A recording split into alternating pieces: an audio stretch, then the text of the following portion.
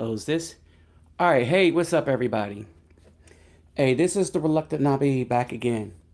Um, I'm just doing this to um, do a special shout out and thanks to Brother Elijah. All right. So, what I'm doing right now is I wanted to discuss with y'all some of the things that's up, right? So I got up early this morning because there's a couple preparations I have to make, and so I wanted to show y'all what goes into the week and the days before I start making my trip. All right, so as y'all see, I'm trying to get together the clothes that I'm going to take with me, um, because I really don't know the area. So I'm preparing my things. Of course, I'm taking my camera. Uh, so I'm taking my camera here. So that's going. And I'm gonna hook up with a lady while I'm there. And so I'm starting this off like this because I want to send a special thanks to Brother Elijah um, for helping to make this possible with the balls and stuff. Let me see something real quick. There we go. I'm kind of liking this one. I want to send special thanks to him for helping to make the balls and stuff possible. As y'all know, the soccer ball thing is what I do. I was thinking about taking the baseballs to the DR because baseball is the sport that they kind of like there. All right, they are the serious fans of baseball in the DR. All right, and so that was my idea.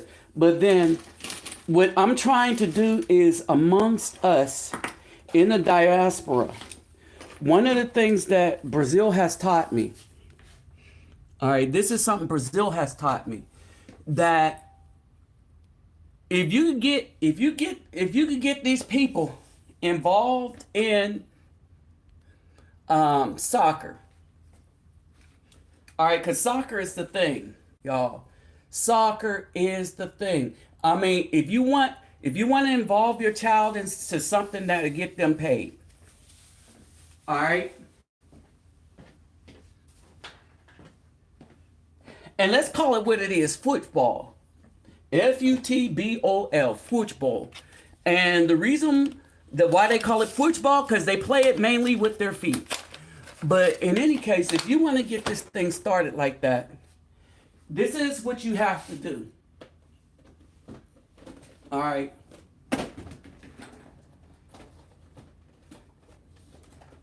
You have to start introducing youth into something that's going to give them the best advantage. So yeah, I'm not saying don't teach them basketball.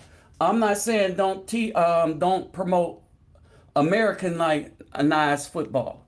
But what I am saying is that there's a bigger sport where a child has a better chance of getting in, and they could kind of control their own destiny and not be a slave to the U.S. like that. They could get paid more. They have a better chance at getting paid more if you're going to get involved in a sport. And it is one of them things that the better teams operate outside of the U.S. And so you can go to South America and stuff. Oh, Lord, this got some smell to it.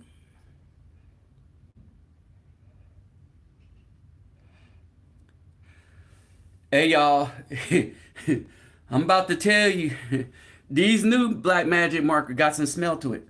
So first off, I'm going to tell you about some things about going to the DR.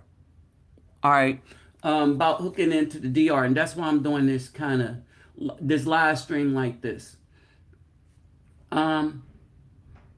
So when you're about to take off to the DR, one of the things is this. One, hold on for a second.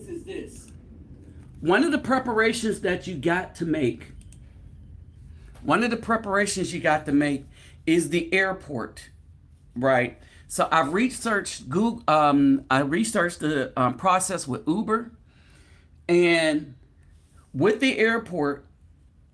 So what I do is I'll put my name, Reluctant Nabi, on all the soccer balls.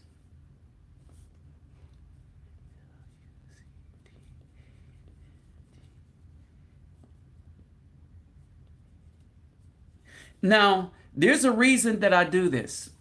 As y'all remember, back when I used to get paid on YouTube.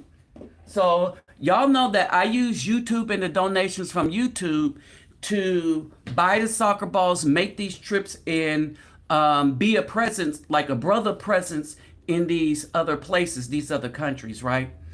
And so what happened was in Sao Paulo, my stuff was taken by customs. All right. And, you know, they split it. It was during the holiday, too. They took all the book bags for the children, all the soccer balls.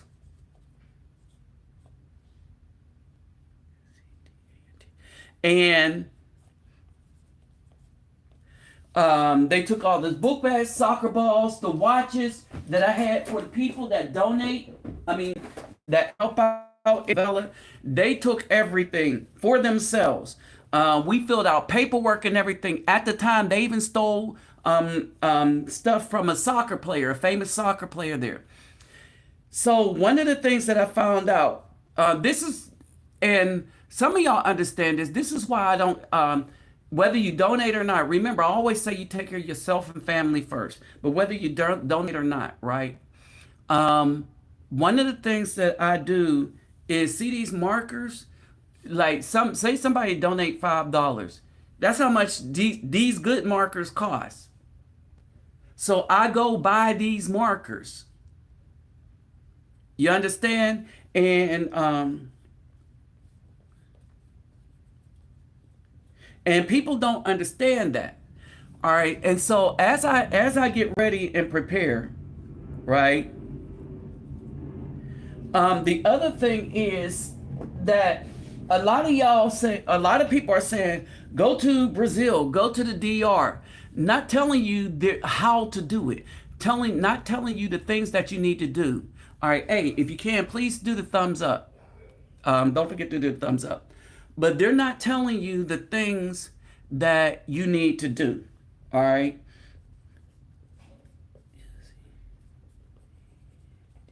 To get there. All right.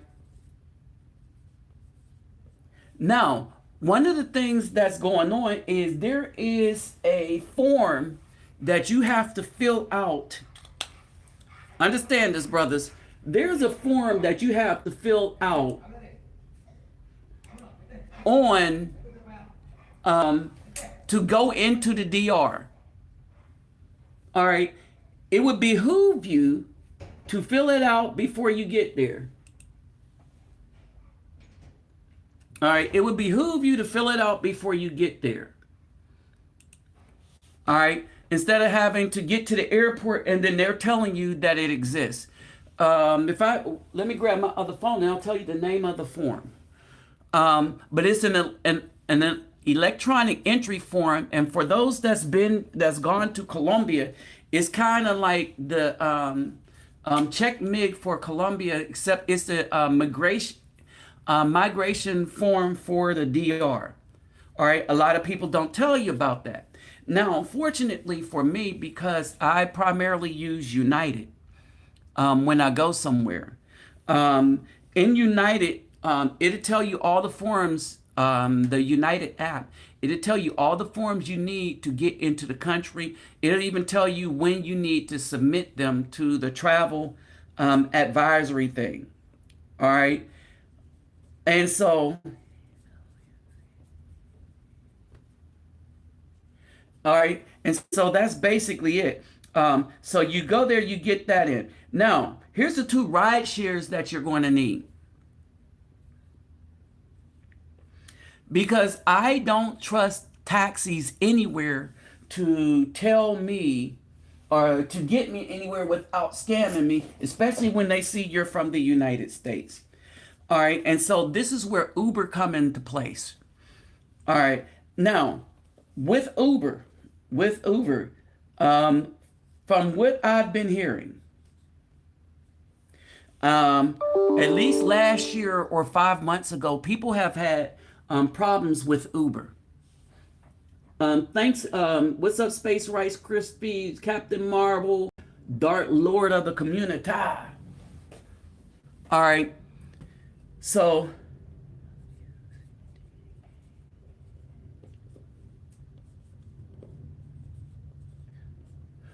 all right. So basically, so this is what's going on here. All right. For Uber, and you need one called ID Driver. Download those. For those of you that's going to travel, um, ID Driver, you negotiate. All right, and I'm gonna tell you how I negotiate in a minute.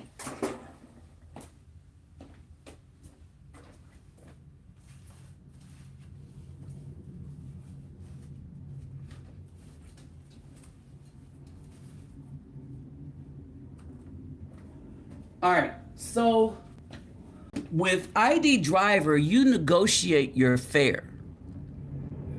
And how that works is this. Need to find my other phone. How that works is this. That um, the fare you negotiate is what you'll pay. All right. The fare you negotiate is what you will pay. Now, for me, I do this. Damn, where's my other phone? For me, I do it like this. I will check the Uber rates and I might go a little bit above the Uber rates. All right. Once you set that up, or go with whatever you feel comfortable with, right? Once you set that up on ID Driver, you're good. Now, the other thing on ID Driver is I connect my credit card to both the Uber and the ID Driver. And the reason why you want to do that is this. Say you lose, like you have dual phones and stuff, and or somebody steals your wallet. Because your credit card is connected to the app, so long as you have your phone, you'll always be able to have a ride. Hold on for a second. Gotta find my other phone.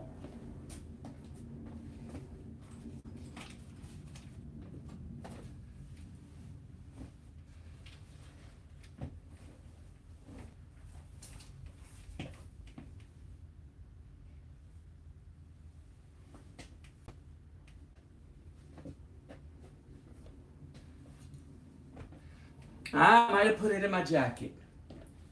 All right. Now the other thing, hold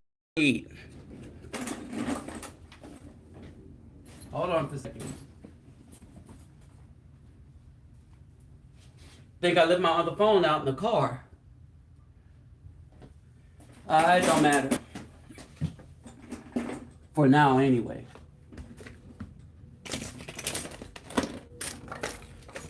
All right, so the other thing you may need is so you got the Uber, you got the ID Driver, right? The other thing you may need is copy your passport. All right, I can't say this enough. Make a copy of your passport. Now, for me, I don't have too much of a problem.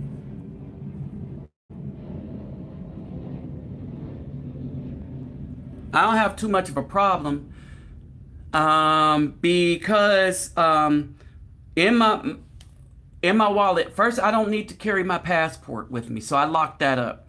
I carry my military retirement ID, which acts as a passport or an official document around the world. So in that way, I don't have to worry about much. All right. Now, with that said, though, pick an ID, an official ID that you're going to carry with you. And that's what I would carry around. All right. Basically, that's what I would carry around. Um, oh, holy hell.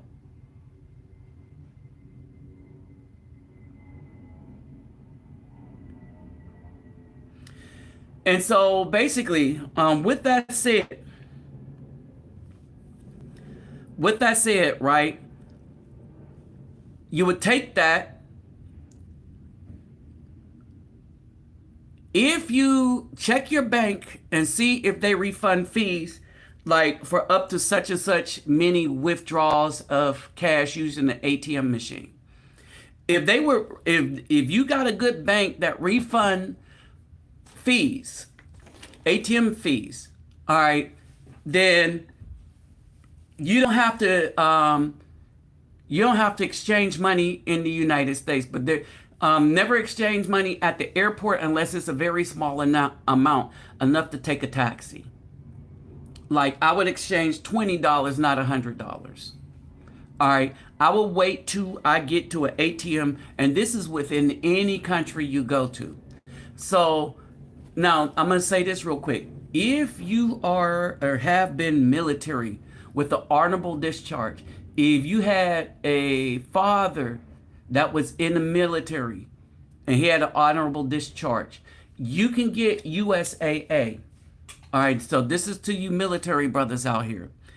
Now, here's the thing about USAA. USAA, you can travel anywhere in the world and they refund the fees. I don't know how many times, but I don't use them a lot, right? And so basically my first go around, I get the maximum limit that I can withdraw in cash, and that's it. Now, for me, I primarily use my credit cards when I go places. I will take tip money. Okay? I will take tip money, and that's basically it. All right? So, and then I will roll that way.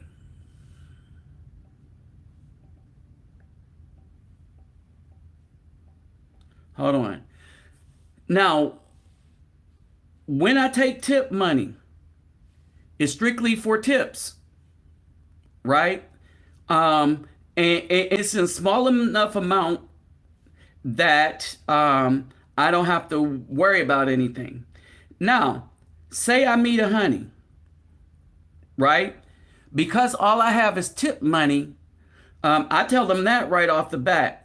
There is one of the women I talk to in Brazil, and I do this with her all the time, because some of the times I don't know if she's hollering at me because she's really interested in seeing me, or if she's hollering at me because she needs some cash. All right. And so what I do is I tell her, I ain't got no money. If she still want to see me, then she just want to see me that. Right? If she gets wishy-washy, then I know that day she ain't serious. She just, and she could just ask, hey, I need this, that, and the other. And we've been together enough that I would do that. Right? And it's a relationship that in Brazil, it's a relationship that I can consider temporary at best.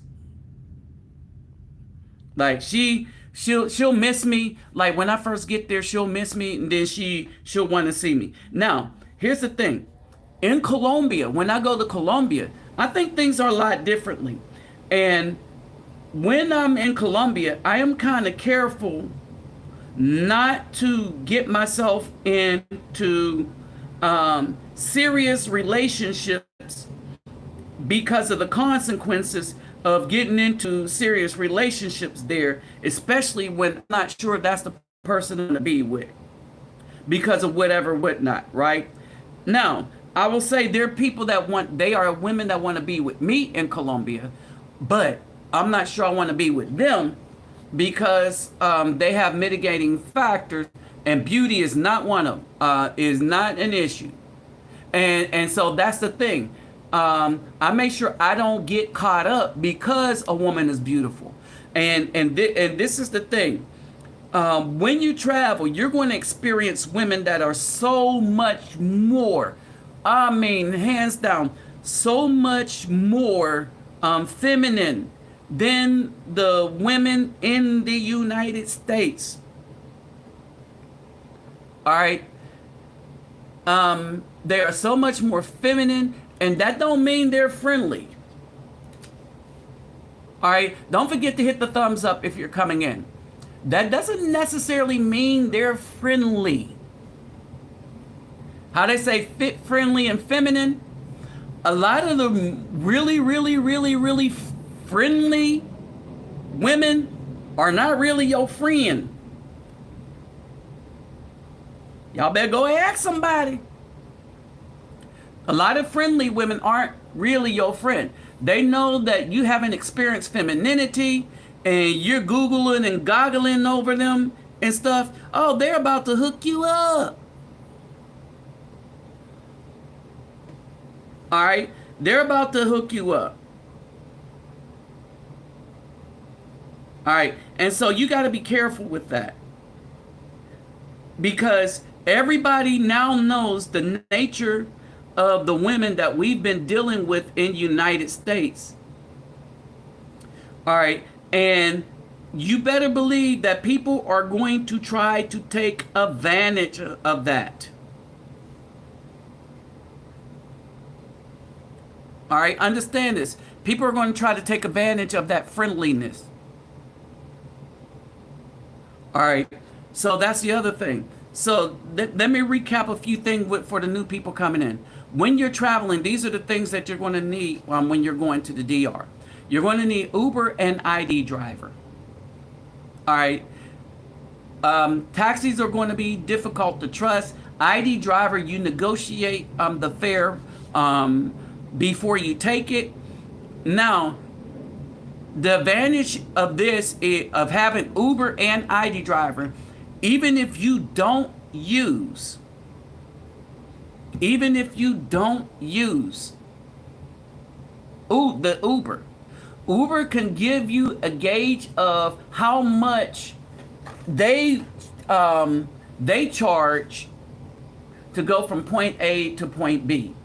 And you can use that as your negotiating bottom line for ID driver.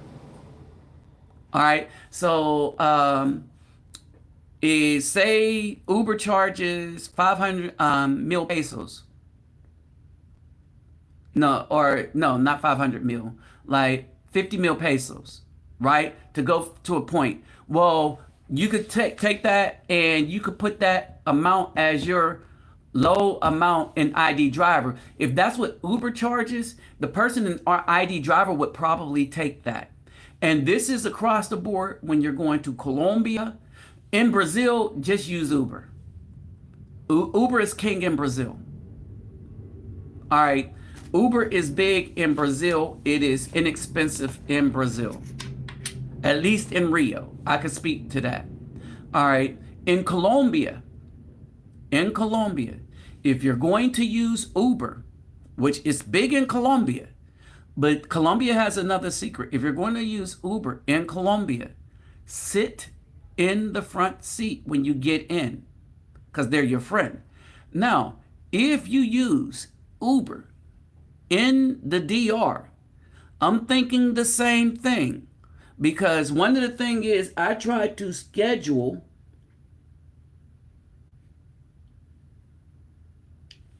Hey, what's up, Special Town? Good to see you. I tried to schedule a Uber from the airport in Santo Domingo to my hotel, which is kind of like an apartment, right? And what happened is they said it's not permissible there. All right, and maybe what's not permissible there is to schedule in advance, right? Now, so I can call Uber when I get there. All right, I can call Uber when I get there. Or I can go to the official taxis and see what they're charging, and then I would do 10% or 20% under what they're charging, and that would probably be about what Uber would charge. Because we know that they really, really upcharge as far as taxis. And the DR, muchos perigosos. People have gotten into some situations dealing with the taxis there, especially with their bags and stuff. All right, let's see. Hey, so Space Race, Crispy, what's up, Wayne King? What's up, Baruch? What's up, Phoenix Rising? Hey, Tone. And Mr. Pirate Brains. All right, so this is what you're going to need. All right, so I'm gonna try to hook up with some of the other brothers to see if this is really a passport brother thing. So when myself and Charles Tyler was talking about this before, the passport brother thing, let me break down what that really was, right? This wasn't just going somewhere to get a beautiful woman, right? The passport brothers. This is something, the passport bros was something that was started way, way, way back in 2013, 14, 15. All right. And it started with, I think Alan Harper was part of the genesis of that. Me, I just popularized it with my YouTube channel because my YouTube channel was very big at the time. So it started with dudes like Alan Harper, and then Al Griggs made the movie Frustrated Black Men in Brazil, and that really made the thing take off, right? And so behind that movie, and he had made Frustrated too, but behind that movie, that was just like the real genesis of the takeoff where brothers start looking for options outside of the B-dub in the United States. All right. And Brazil was chosen because they were the more Afro group outside for it. So proximity as far as cost, right? And they were the most populous Afro people outside of the United States. That's why they were chosen. So a lot of these new passport bros and stuff on TikTok, and I'm gonna talk about TikTok too. A lot of TikTok is a very racist entity. Brothers, we need, and one, if we're not allowed to use it, right, then we shouldn't be on it viewing anything.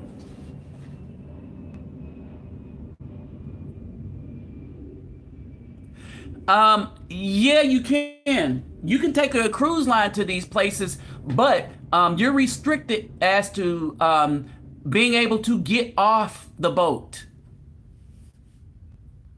without a passport. That's why you need the passport. You don't need a. You could take and go around and look. All right. Yeah. So I thought that there was a lot more political freedom, but it's only if you're Caucasian. Let me explain what I mean. So yesterday I was doing a video and I posted the video up. I made a video about the TikTok banning my channel.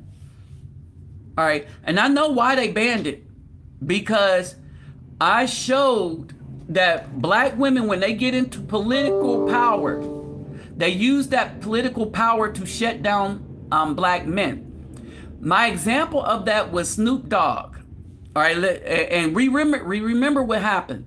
So Gayle King and the Big O's started doing this hit piece on MJ, Michael Jackson. Snoop Dogg came in because a lot of people in the industry, they knew the real truth about Michael Jackson, that he never did nothing to nobody. And the courts proved that he didn't do anything to anybody. Right? But Gayle King and Big O, they went ahead with this hit piece because they're part of this system, this establishment, and by design, it's becoming clear, evidentiary, if that's a word, that they're using the B dubs to keep the Afro men in check so that we don't start standing up and fighting for real, fighting back for real for our rights. All right. Here's the thing. They don't want to delete us from the earth because they're making so much money off of us. All right. They don't make money off of the BW. Understand this. Look at the BW. In every industry where the BW is making some money or they're using her to make money, is the people that created the industry were the Afro men. Take hip hop, created by Afro men. Soul music, rock and roll, created by Afro men. All right. And so nothing that wasn't created by us, even the things that were created by us, it was sold off from under us by way of the BW. For instance, hip hop. All right. And so when you look at this, they're using the B-dub and giving them power so that they could be the gatekeepers, is because by definition of what a slave is, you work for somebody and you work for free, not being able to benefit from the thing that you're working. When you really look at it, the hip hop artists aren't benefiting from hip hop. The corporations are. The hip hop artists are slaves to the corporation. Do you know how you know that money that they're making ain't theirs? One, they can't spend it the way they want. They could buy cars, they could buy women, they could buy jewelry, they could buy a bunch of stuff. They can't even buy insurance for the jewelry. When their jewelry gets stolen, they just lose all that money. Right? When we look at Jay-Z and them as billionaires, they're not billionaires. Their net worth is $1 billion. All right, when you say net worth, what do you mean by net worth? That's their worth to the people who they really work for. The system, as created by the Caucasians. That's what net worth is. That's why when they came out against Kanye and dropped Kanye from Adidas, his net worth dropped down to 500 million.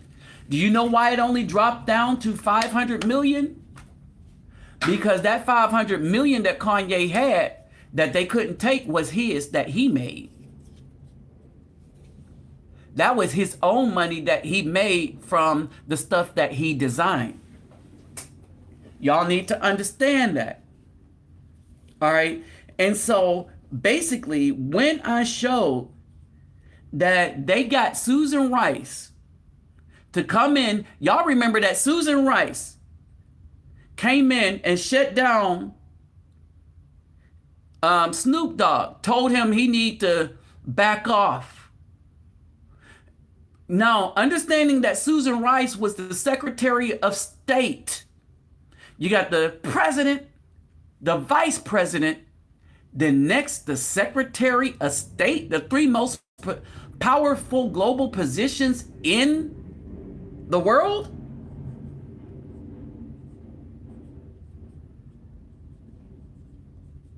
Think about that.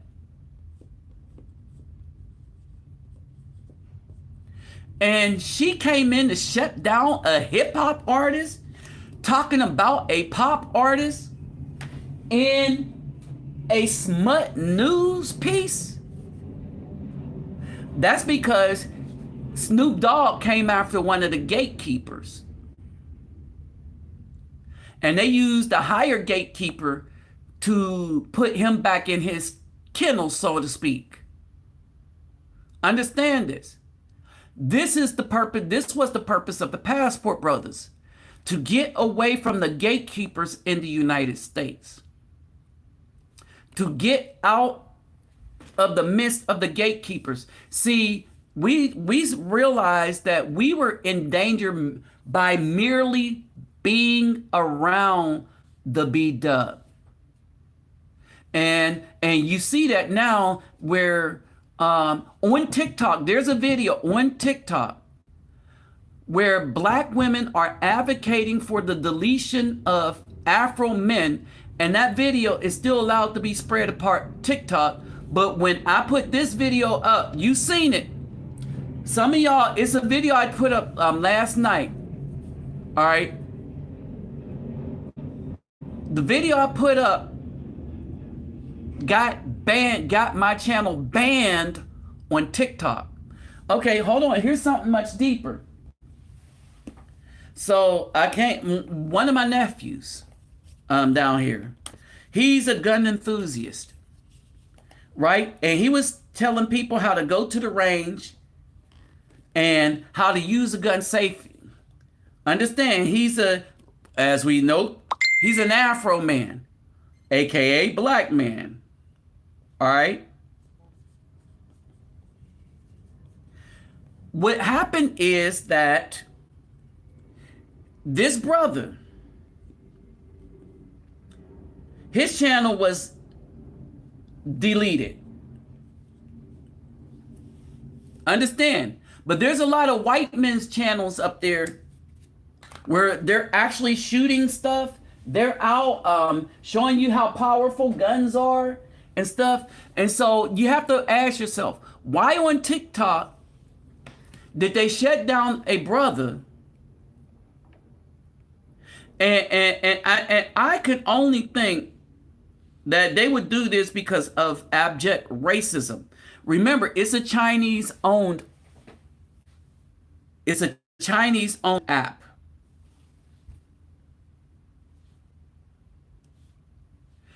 It is a Chinese-owned app.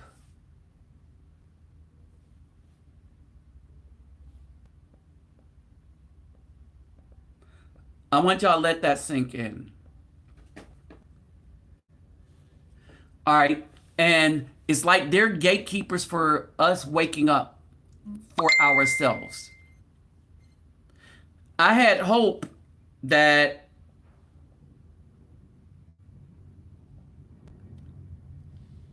it was not going to be as it is.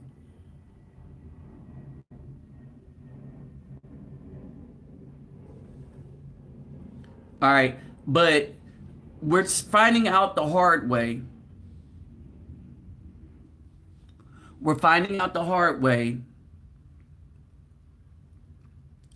that TikTok is turning out to be a very racist thing against Afro men. Hold on. Let me see.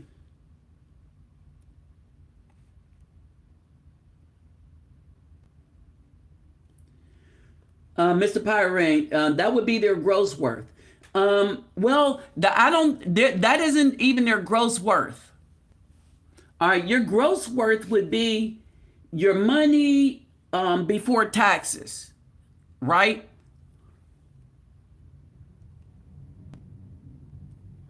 All right, so special child,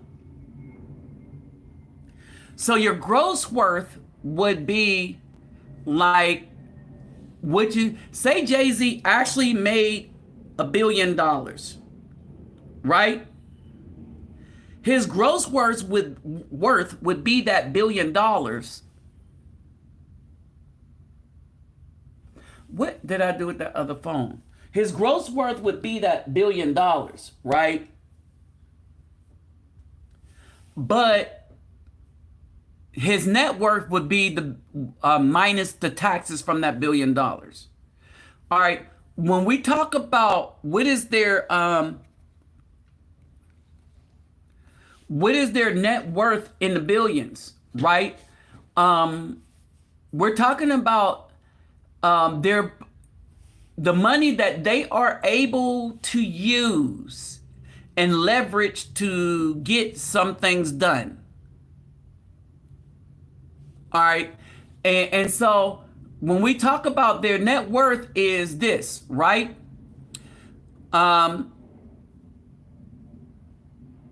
We're talking about the money, the net amount of money They are able to leverage to do a particular thing.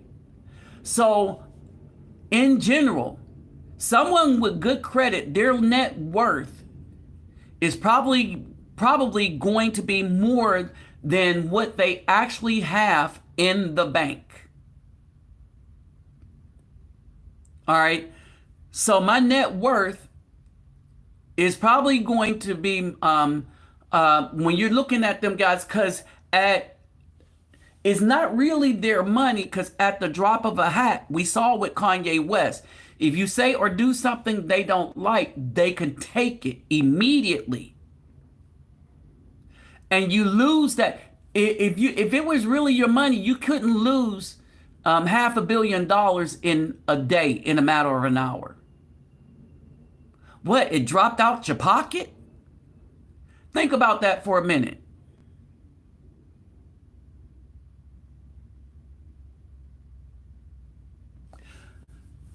Um,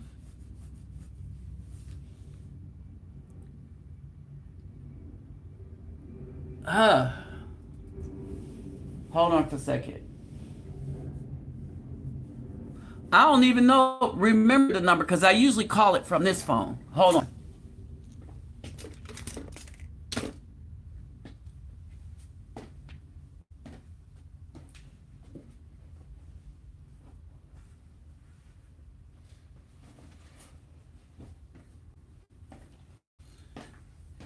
Call me on Messenger and let's see what happens. I'm going to turn this phone volume down.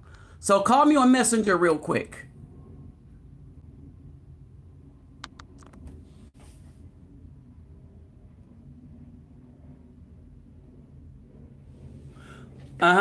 Yeah, so basically what I did was I deleted TikTok from all my phones. Because here's the thing. If you're on TikTok, they look and they peer into all the phones that you download TikTok to. TikTok looks at all the data.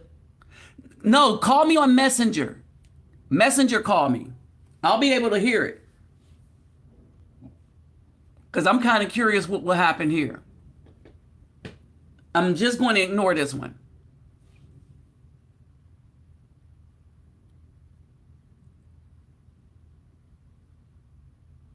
I might have the phone out in the car.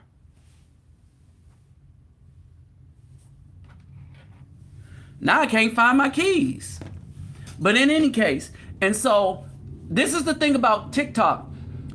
If you are not a content creator doing well and making money or have a message to get out, right? All right, and so this is why I deleted my TikTok account from all my phones. If I'm not allowed to talk about what I want to talk about, and they could ban my channel that doesn't violate any of their guidelines, but they could say it do. All right. And it's amazing because you see them all over the place.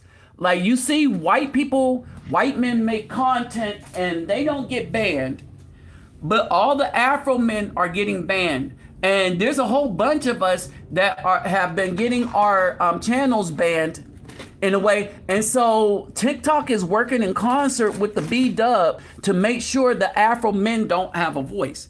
So what I did do is I'm starting to post those TikTok videos up on my Twitter account, because now Twitter is promoting freedom of speech. All right. So Twitter is now promoting freedom of speech. All right. So we have that right now. Twitter is promoting freedom of speech. I thought that was it. And so we could give it a go with that.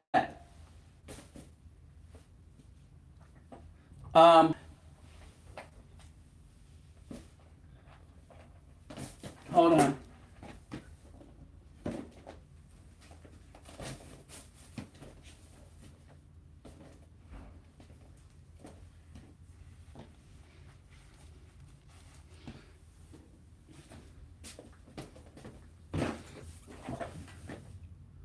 All right, can y'all hear me?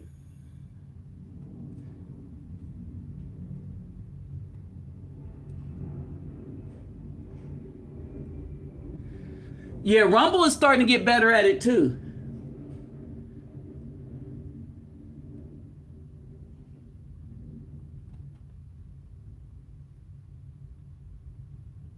I think my other phone might be out in the car. It has to be here or in the car. If I called me on Messenger, I wonder, hold on, let me call myself on Messenger. I wonder if I could call myself on Messenger.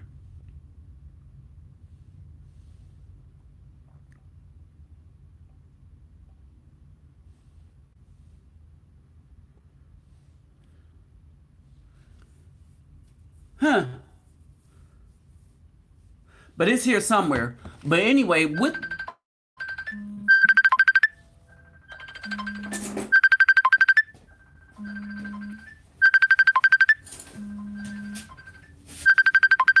All right, I got it. Thanks.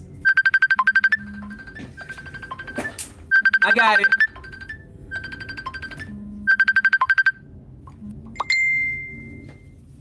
Thanks, bro. All right. So with all this said, right? With all this said, so basically,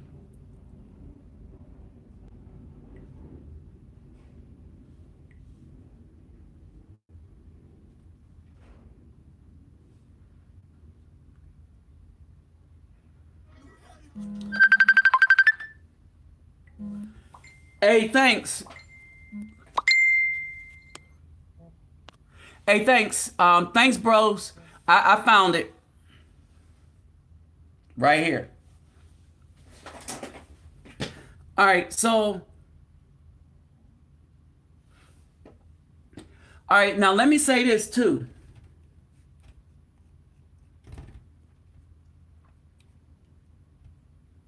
All right, let me say this too, right? A lot of times people might try to frighten us from going to certain places. And I call BS on all of it.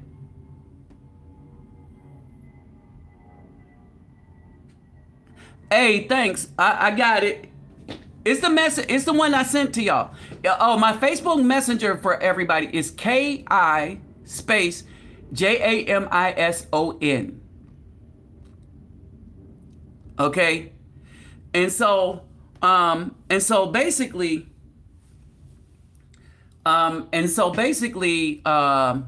the other thing. All right, now I'm gonna say something. I'm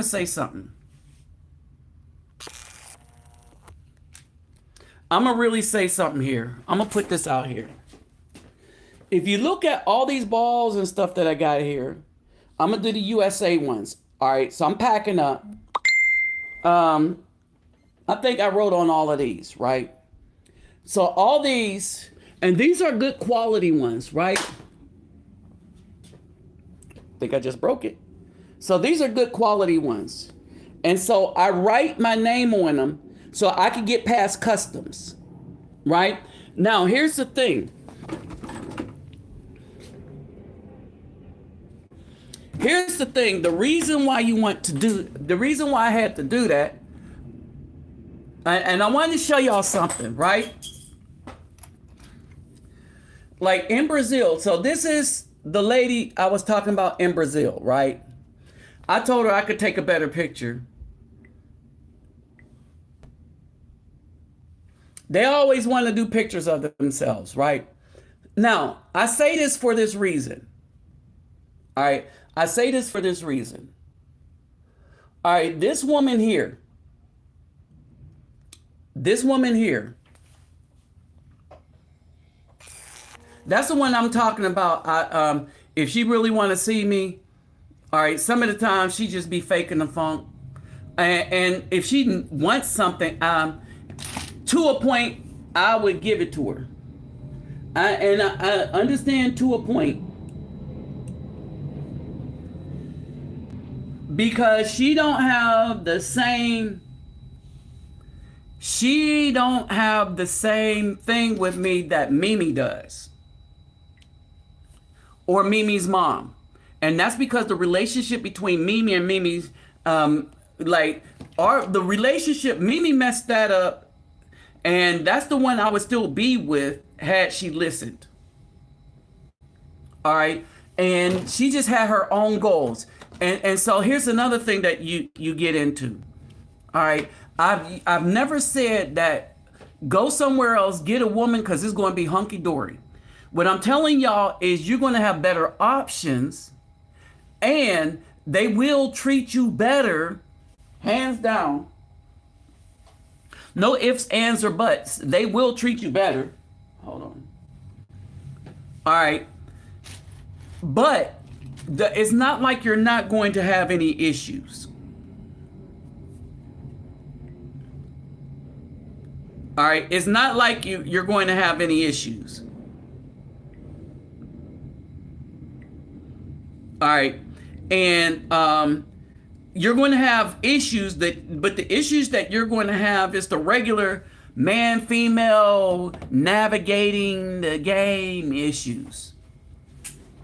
All right. Now, the DR, I really don't know what it's going to be because I'm not really going there for the women anyway.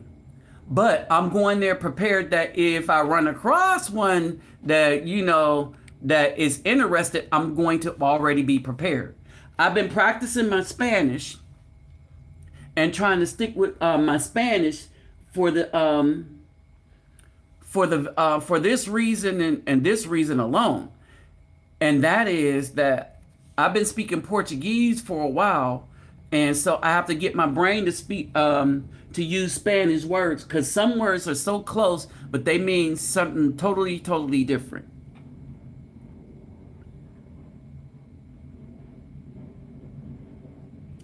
Hey, no, Tone, I didn't call you.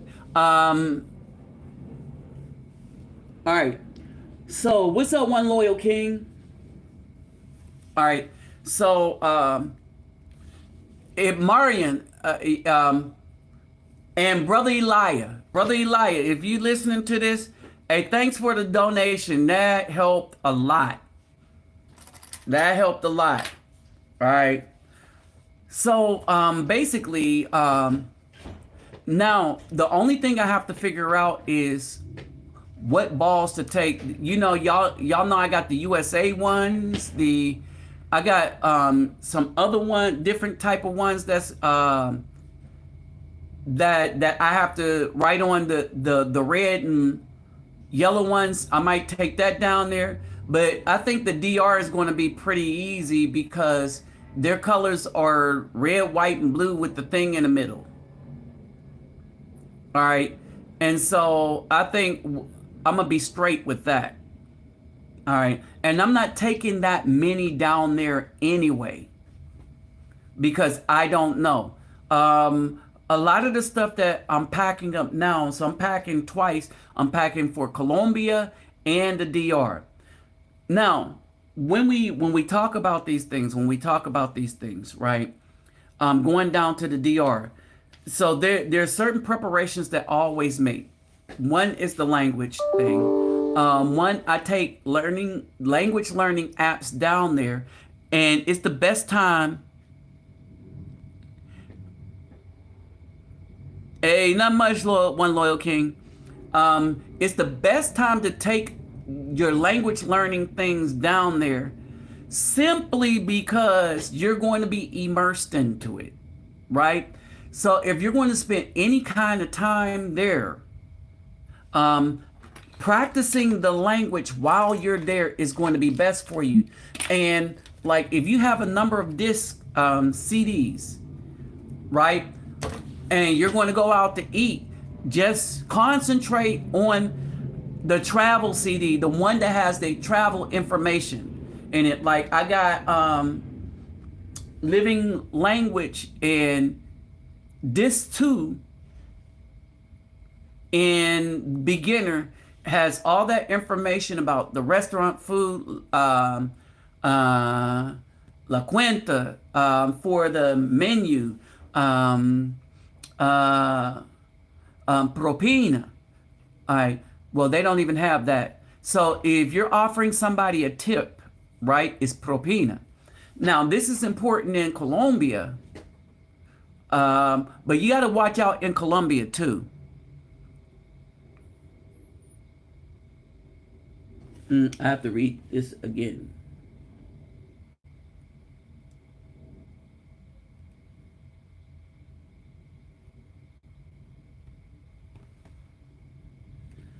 Uh, okay, I almost said tabon. And see, that's my problem. I meant to say okay, but I could say okay. Okay. Now, the thing is, so my mind, when I read his statement, it's in Spanish, and I switched to answer it in Portuguese. So I said, tá bom. I was thinking it. I didn't say it. I was about to say tá bom. Right. So that they're in that's like, and I should just answer bueno. Bueno, bueno, bueno. Okay. So basically, when we're talking about these things, when we're dealing with these things, whatever learning app you have, I would recommend Duolingo. This is why I would recommend Duolingo. You could pick up there, but get a CD collection, and this is why I would recommend Duolingo plus a CD collection. Duolingo won't, if you just start off on that, right, you're not going to be able to review specifically what you need because it's an order that it goes in. And if you haven't passed that stage of reviewing what you need, then that's not going to help you. All right. So I take Duolingo and Living Language. I take the CD pack, and I might take one of the books, right? And so I know CD2, I'm gonna concentrate more on because it's about going out to the restaurant, the names of food like pollo for chicken, um, um, pork is porco. All right. Let's see. Beef. What is beef? Beef is carne de res. Carne de res. All right. Now, the other thing I have to remember is when I see DE, not J, is de. So, so you concentrate on what you're going to need. All right. Belete, malo, basura. All right. Concentrate on the things that you're going to need. All right. So, again, recapping for the people that just came in here. All right. If you're going to go to the DR, there's another electronic immigration thing that you have to fill in. You do not need a visa if you're going as a tourist. So you don't need a visa if you're going as a tourist. If you're going as something other than a tourist, you need a visa. All right. So understand that. So you don't need a visa if you're going as a tourist, but if you're going as something other than a tourist, then you need a visa. All right. The other thing is that you need to download ID Driver. See if I have it on here. Show you what it looks like. You need to download ID Driver.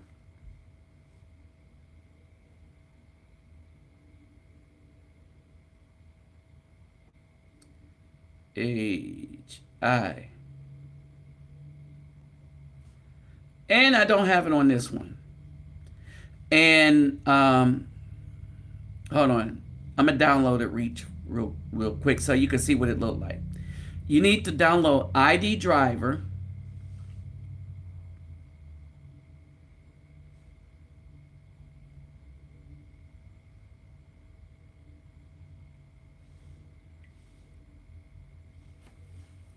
An ID Driver is going to look like this.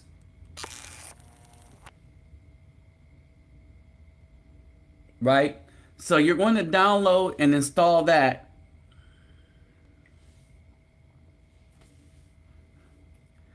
All right. And The reason why you want that, that's the one you negotiate. So you're going to negotiate your price, right? Okay.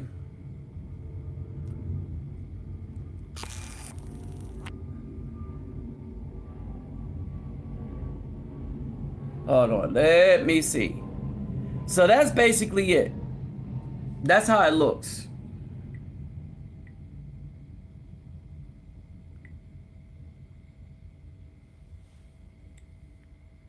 There's the app right here. All right. And so that's how you join. You put your phone number in, kind of like Uber. You put your phone number in.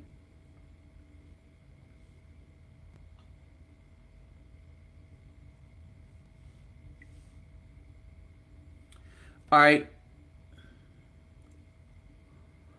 When you put your phone number in, they'll send you a code. All right. When you send the code, you just give them permission to access your app and all the rest of that stuff. Right? Now, the thing is,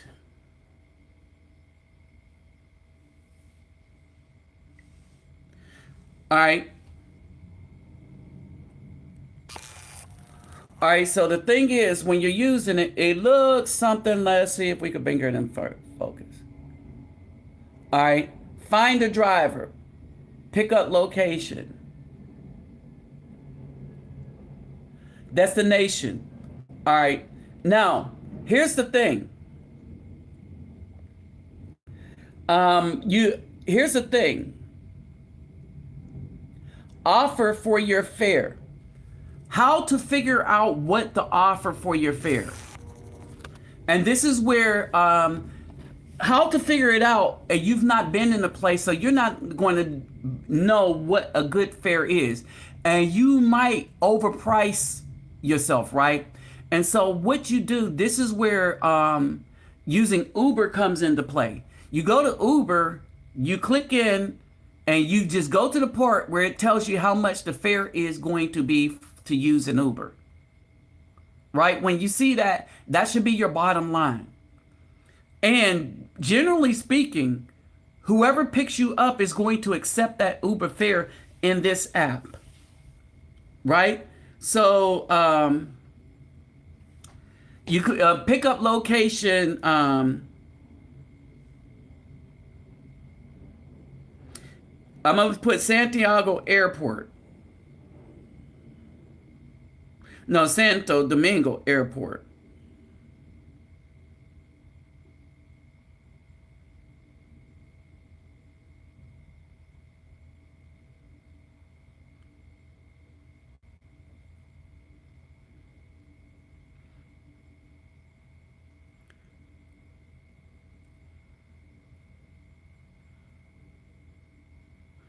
All right.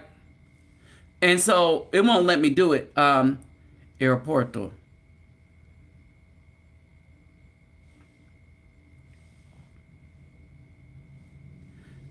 All right. So one of the things too,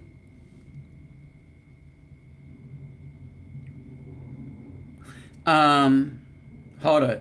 I'm gonna put Dominican Republic. You can set your destination.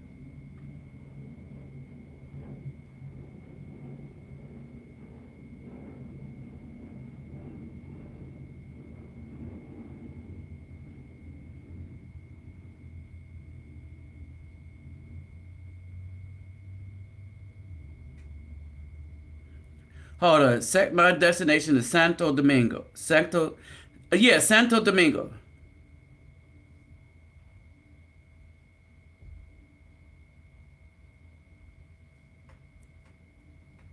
All right. So basically, if you use the map, what YouTube does, what Google does, so I'm gonna take the tracking off. It won't let me go out.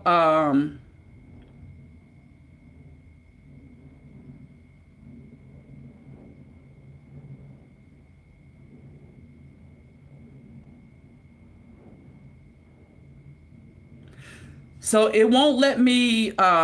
So if I want to prepare the trip, what I would do is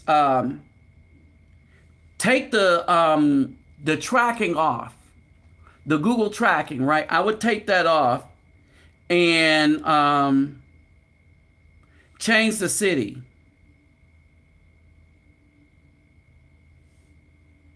Right, because it won't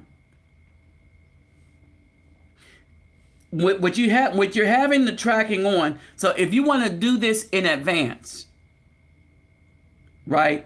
If you want to do this in advance, but you'll go in, put in your city, put your area, and then you'll put in the money for that. So ID driver, that's how you use it. I thought I was going to be able to demonstrate that for you, but what happened is I made the mistake. Dang. I made the mistake of allowing Google to use my location here. And so basically, if you, a lot of times, don't let Google use your location. If you're going to put in the address, just put in the address, right? Instead of letting Google use your location. And the same thing for Uber. I could probably do Uber, but I have used my location, and so it's hard to Uber. What you can do is you could schedule a ride from somewhere in advance so that when you get there, it'll be waiting for you. All right. It might cost a little extra, but it's going to still be cheaper than a taxi. And you know, and Google knows that you're going to get to the place, one place to the other. Okay, let's talk about scams real quick. Here's an Uber scam that a lot of Uber drivers like to do. All right, and in the United States, Uber drivers are scandalous, right? I had one use the toll road to take me from the Austin airport to San Antonio. All right, and they charged me for the tolls, right? But they didn't have to use the toll road. They could have just went down 35. It's more of a direct route, but they used the tolls on purpose. And so in the United States, Uber drivers are just as scandalous. All right, they are just as scandalous. All right, so that's why I don't like using them in the United States. I had to go pick my car up though, so I used them. Let me say this, in the United States, that ride from the airport in Austin to get my car in San Antonio was $108. Right? The same distance in Brazil is like $30. All right, it's $30 roughly. It's not even that. It's about $30. And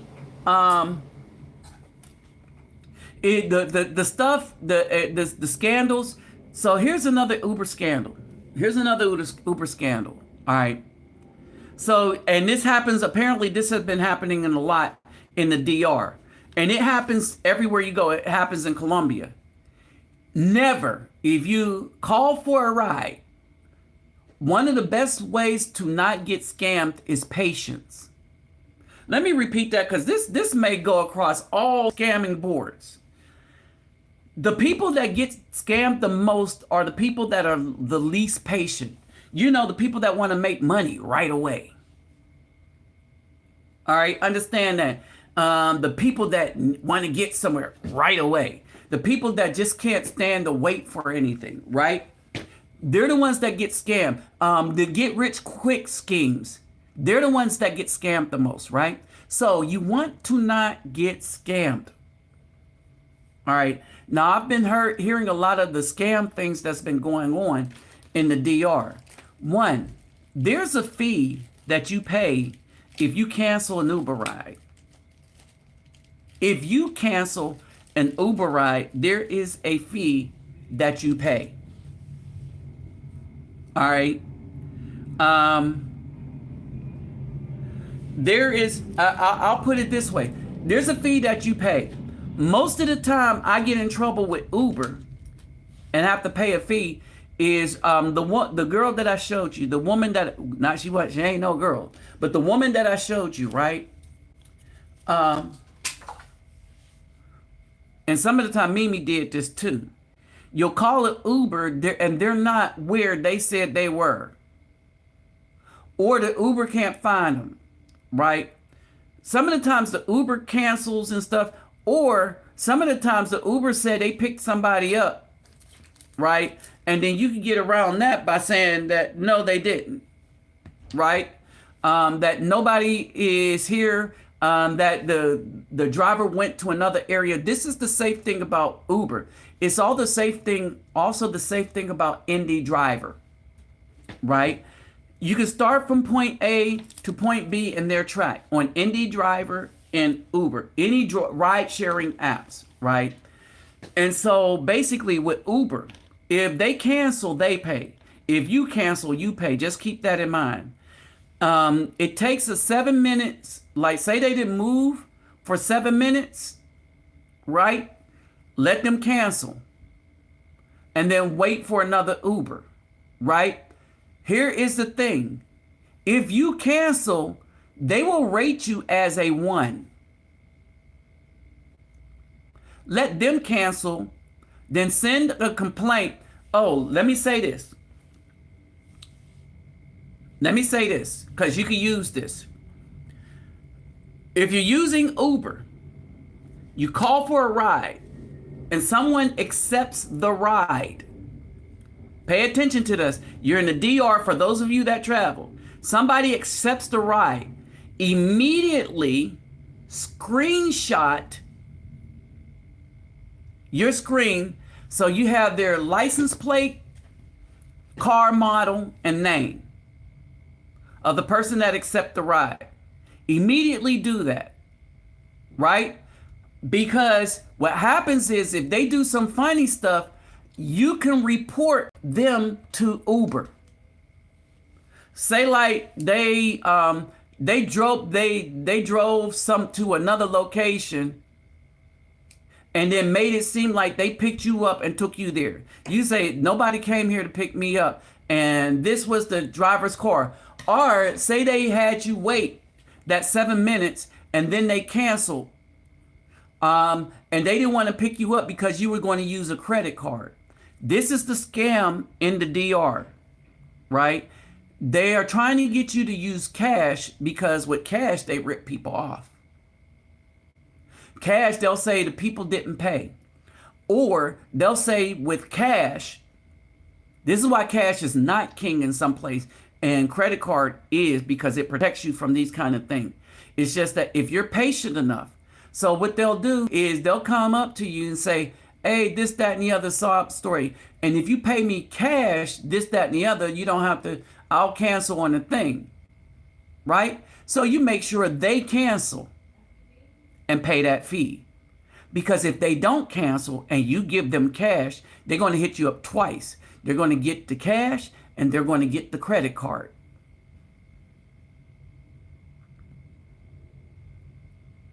Hey, it is what it is. So they're going to get the cash and the credit card. If you don't watch the cancel, if you don't see in your phone, they canceled that ride. They're going to take you where you need to go. And then they're going to hit you up for the cash, because you already gave that to them, and the credit card. They're going to charge you twice. Right? I wouldn't trust anyone that would not accept the credit card payment. Oh, but you got to do this. The reason why they, here, let me say this. Brothers, the reason why hotels scam us and treat us like garbage was because we accept it. The reason why people cheat us and treat us like garbage is because we accept it. Right? So I've seen a lot of dudes, well, don't do this, you have to accept this. No, you don't. If we en masse stop allowing this to happen, if we en masse as a population of travelers, stop allowing people to screw us over when we travel, then not only would things be better for us the next time we travel, it would also, no, you can use a debit card so long as it's attached to Uber. Because Uber will take it like a credit transaction. So what happens is before you leave, if you're going to use Uber, the first thing you do is attach a form of payment, a debit or credit card. The reason why you do this is what happens is when the people get paid, they can't say that they didn't get paid. That's the other scam. Right? They can never say they didn't get paid. All right. And so it is what it is. All right. And in driver, you just pay them when they leave. One of the things that I really missed about honesty and stuff like that is some of y'all seen me travel in Brazil. Y'all seen me, like, say I'm at Mimi's house and I'm going to the NGO, right?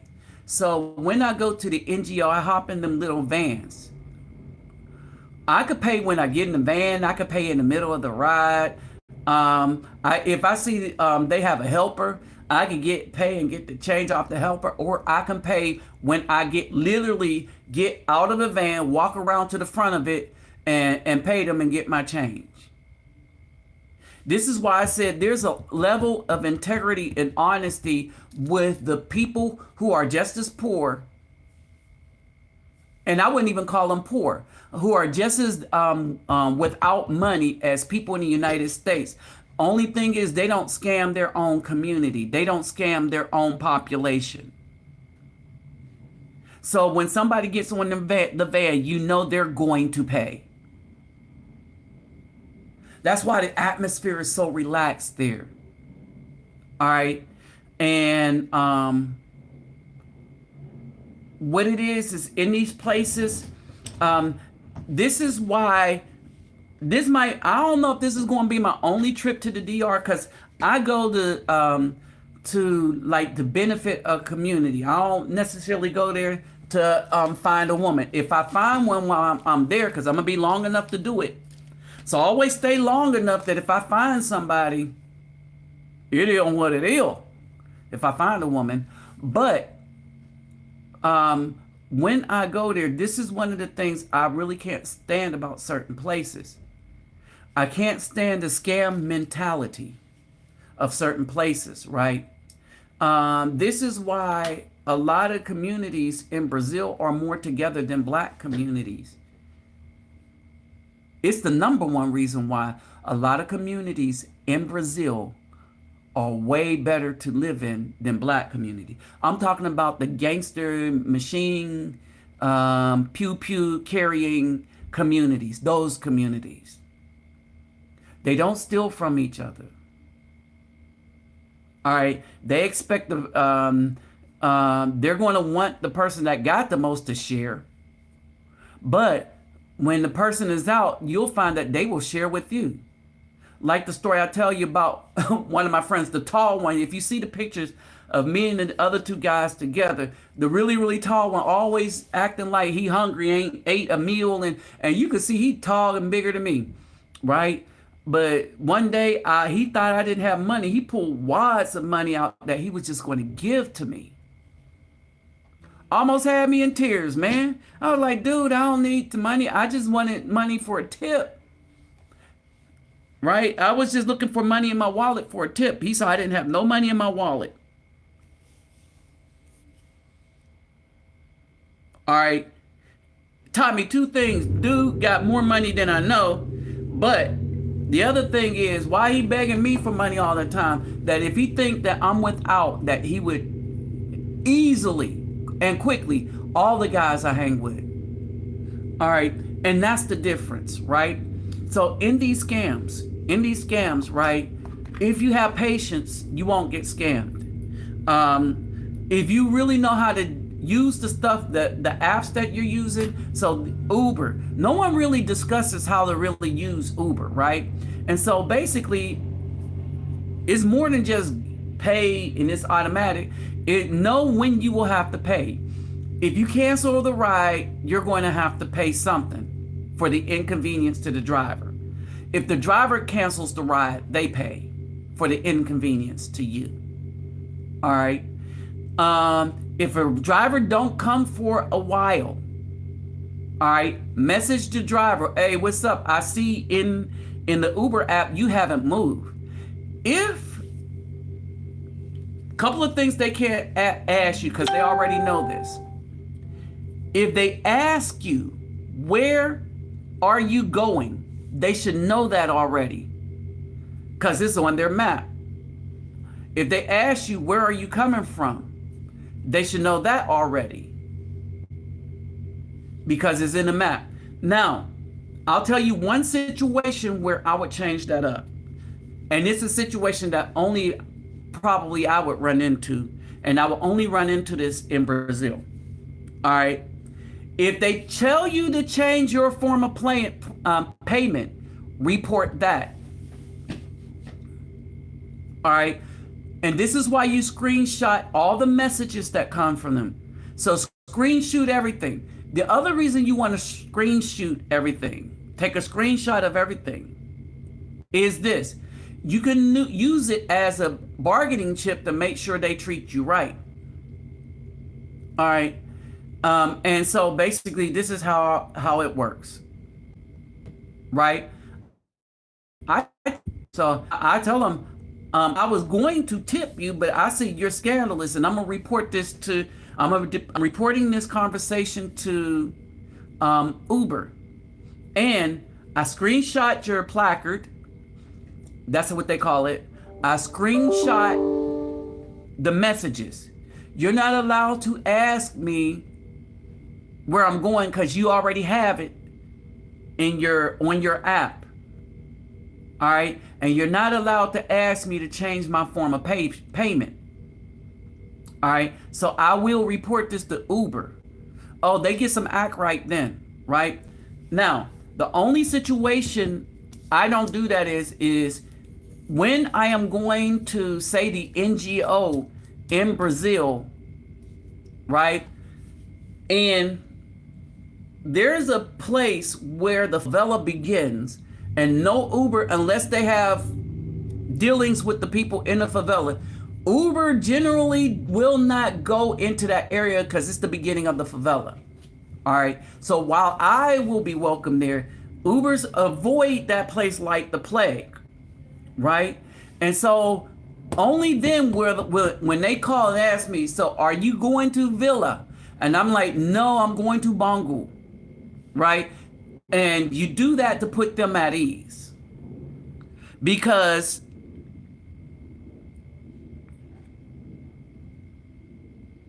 yeah, that's right, on the cruises. And so basically now to put them at ease like that, but when they're asking you where are you going, and it's from your hotel, from the airport to your hotel, no, they can't ask that.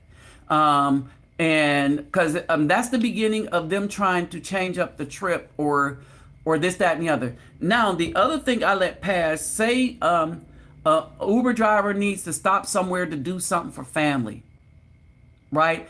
If they ask me while I'm in the ride, if they ask me while I'm there and it's on the way, like they say, I want to stop at the bank and it's on the way, I'll be like, sure. All right. And they do that in Colombia, in Brazil and stuff like that. So when you're cool with Uber drivers and stuff like that, they'll do that. So long as they don't leave the route or the route, however you call it. Let me see. Hey, what's up, USMC Vet? What's up, USMC Vet? All right, let's see who else popped in. One Loyal King. Got Rasan. Hey, Roger Spice. Hey, what's up, JJ? Hey, what's up, Jack? Who else came in? JJ. David.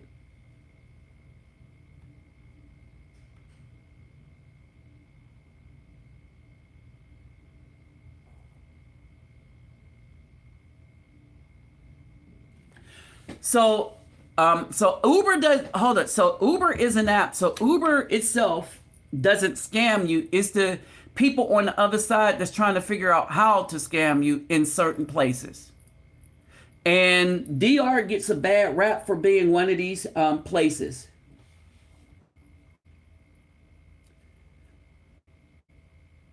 Hey, what's up, Savvy? Oh, Tabby, what's up?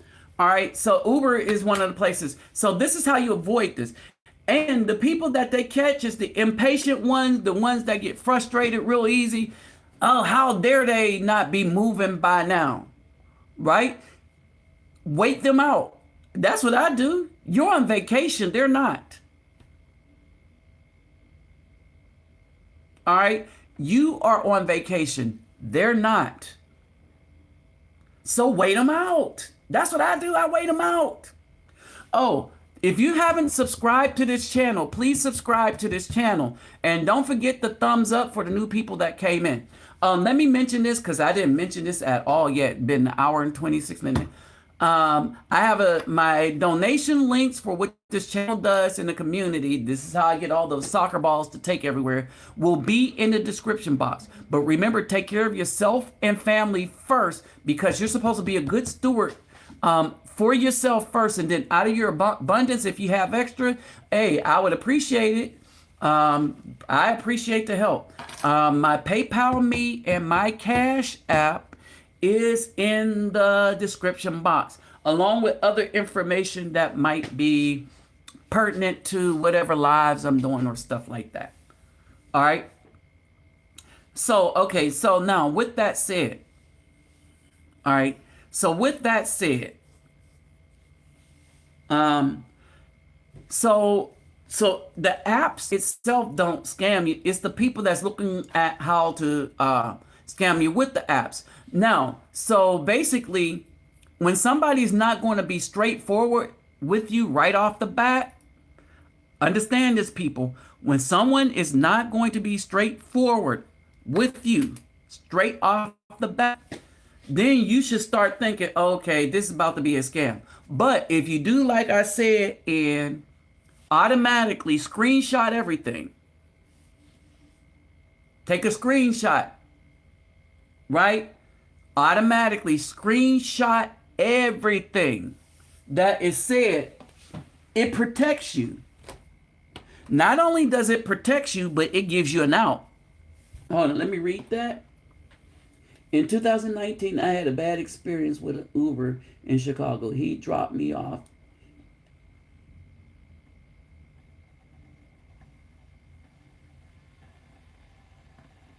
Exactly.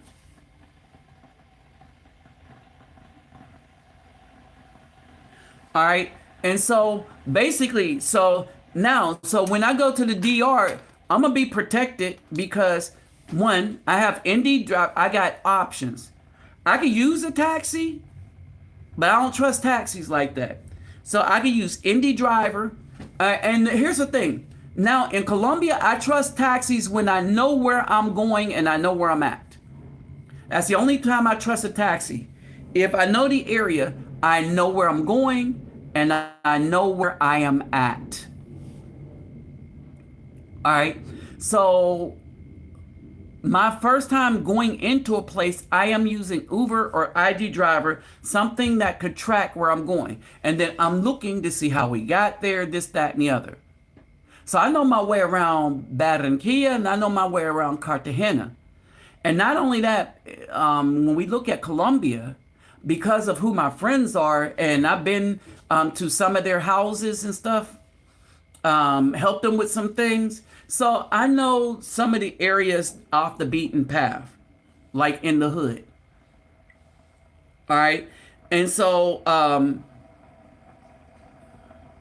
so this basically is a thing, right? And so, the other thing, and the sad part is,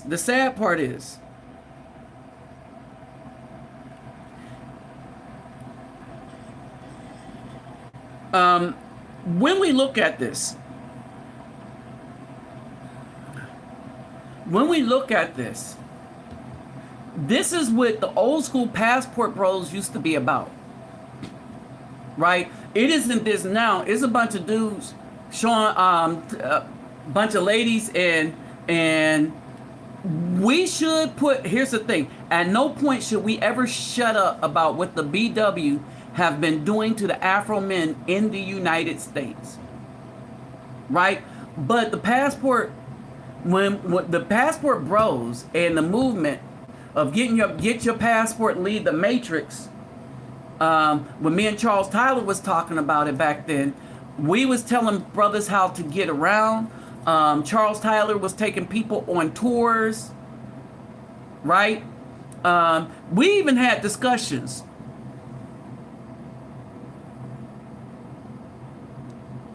Right?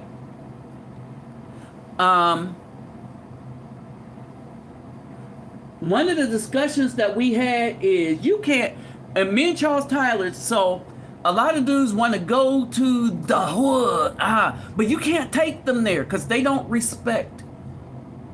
So there's a level of respect in these hoods.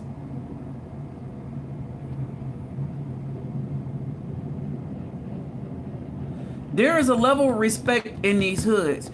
And when you don't respect yourself, when you don't respect other people, you don't need to be going to other places like this. All right. And that's been a problem. Hold on.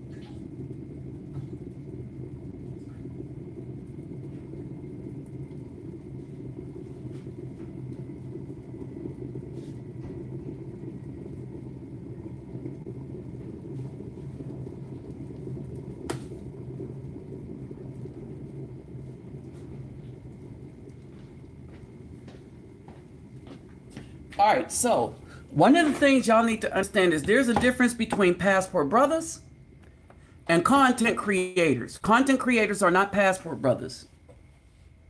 I want a dual citizenship. I have decided where I wanted to go to yet.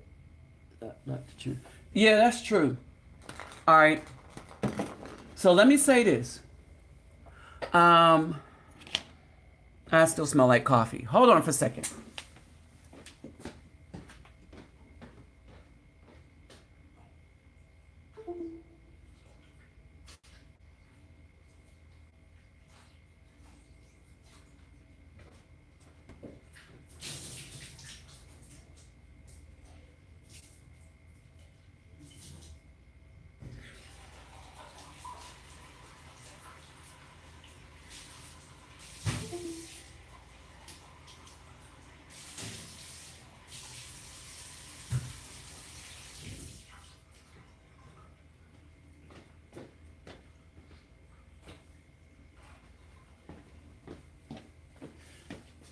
All right. So if we're going to call ourselves passport brothers, right, then we need to really be brothers. All right. Brothers help each other. All right. And what you're getting is you're getting people that's hopping on the name of passport brothers without embodying the spirit of what it used to be. All right.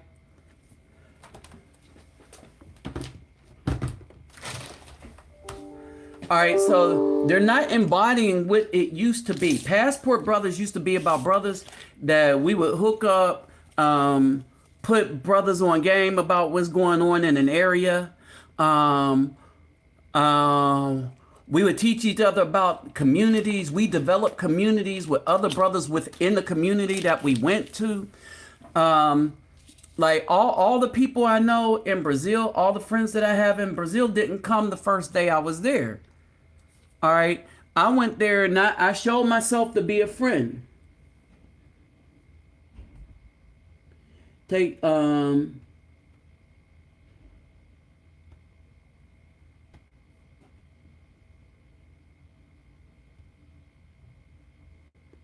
Oh yeah, yeah, yeah, yeah. Yeah, this happens. A lot of dudes, um, if you're a hood dude, and this is why I don't worry about the hood dudes and all the rest of the dudes, right?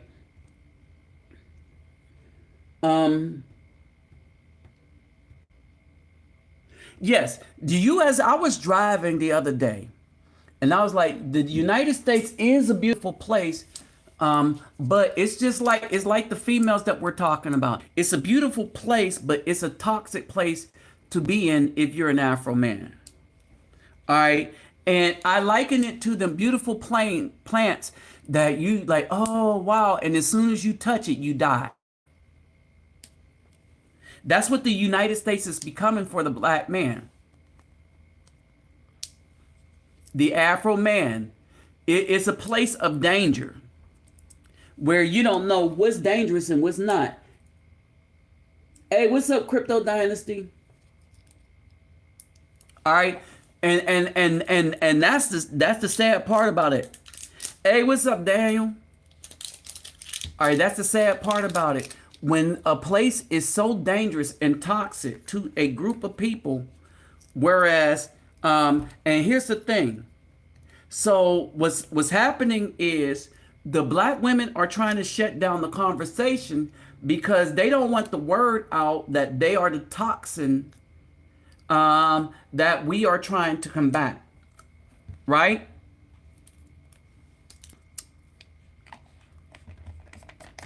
Start using this agave, right? So they don't realize that that they are the toxin that the Afro men have realized that we have come to a realization.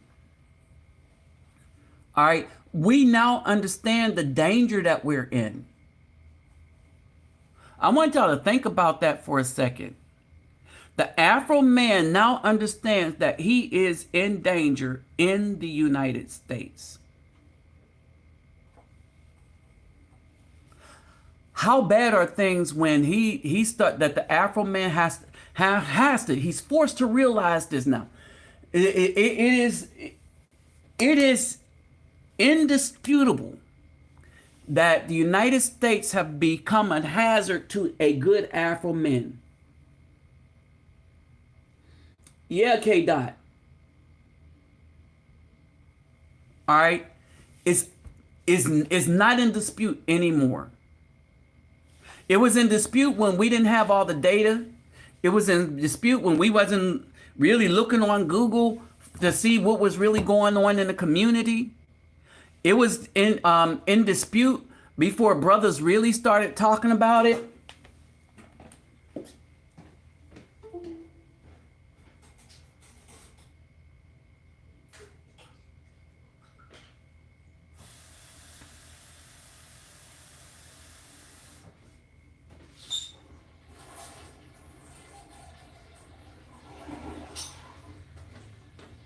In this adversarial relationship, all right, because understand this is an adversarial relationship. In this adversarial relationship between the Afro men and everybody else, and understand this, understand this. Now, even Caucasian men are starting to understand, like, wait a minute, we're at risk too. All right? Because the Caucasian men are at risk. Because they're men. Right? So we may have some allies only because the Caucasian men are now having skin in this fight. But here's the thing. They should have been listening to Tom Likas. Because Tom Likas, now, and here's the other thing. Tom Likas had a lot of followers, right? Brothers don't follow men like me. They'll follow. Kevin Samuels was really followed because of two particular videos. All right. And then he took off because he became a personality, and then and it was about image more so than what he was saying. Now what happened is he started to come around to what the rest of us was saying towards the end of his life. Hold it.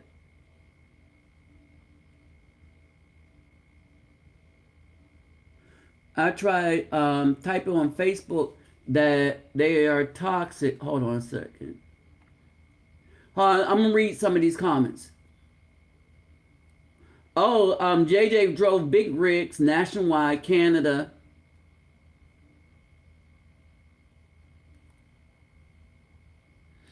All right.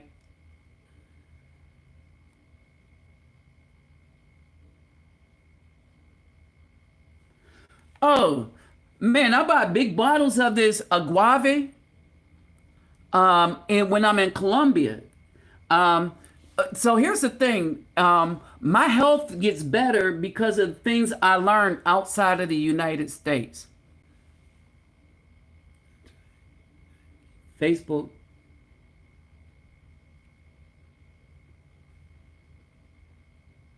Right. And so here's the thing. The same people that don't want us to say what's really going on in the so-called black community will allow black women to say they want us deleted. Allow black women to say they want 60% of our children deleted in the womb. Think about how that's okay. What's up, Cornelius?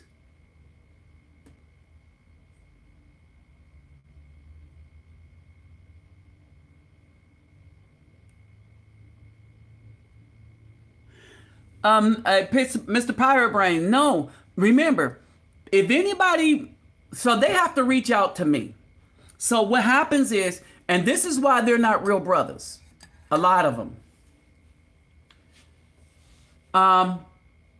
And it's the reason why my channel stays to mainly you brothers, right?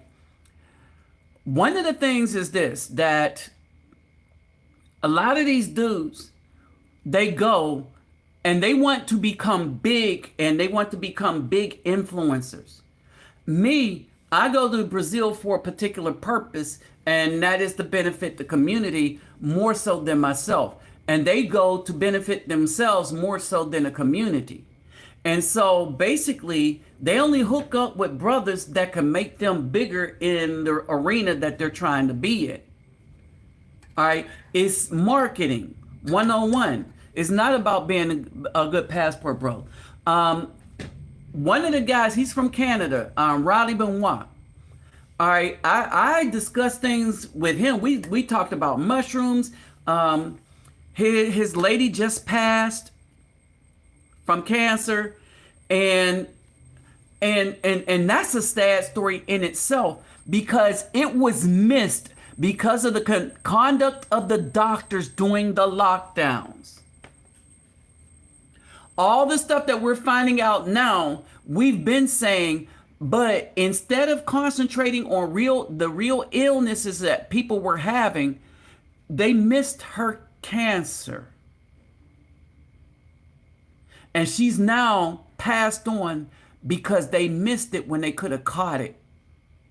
Trying to equate everything with the CV.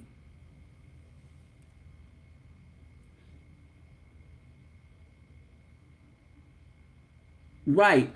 And hold on. Facebook know that they like the female because she's the queen of chaos.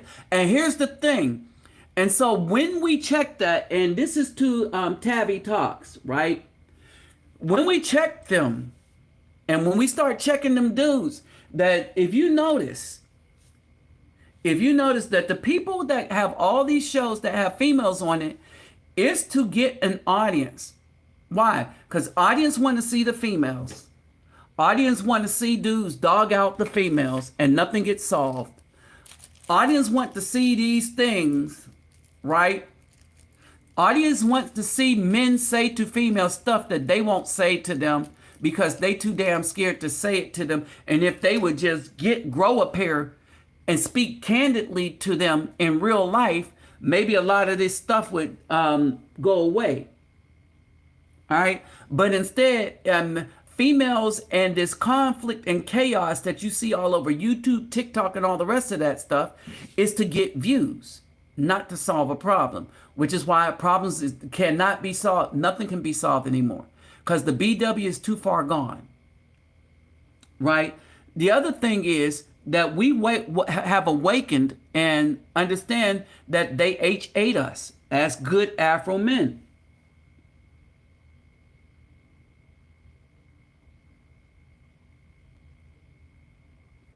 Now, here's the thing.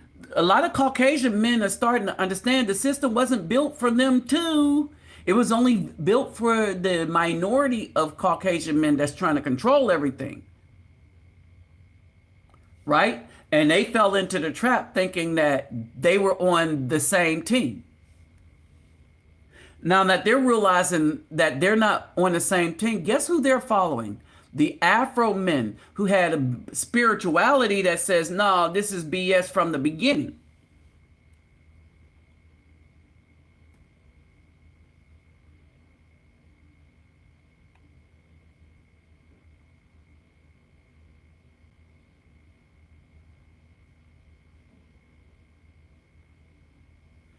Oh, yeah, yeah. But here's the thing. Here's the thing. Let me speak to this. Before Dennis Sperling existed, I was before that. When he was getting started, we was kind of in cahoot, talking with one another, right? But then things fell off because I guess I couldn't move what he was trying to do quick enough, and so what happens is, and this is what you have, right? And now everybody is starting to see now what I've been talking about since 2013. All right. The only reason why they're making news is because they have gotten themselves big by making the right moves with the right people who only want it to be big. And now the problem cannot be solved because while I was trying to do this at the grass, no one wanted to do that because my channel is always going to be small. Right? Do you notice how people attack my channel more than anyone else? Do you notice that B-dubs concentrated on trying to get me deleted more than anyone else? Because they don't fear the men. I'm the only one that said totally separate, and then I totally separated.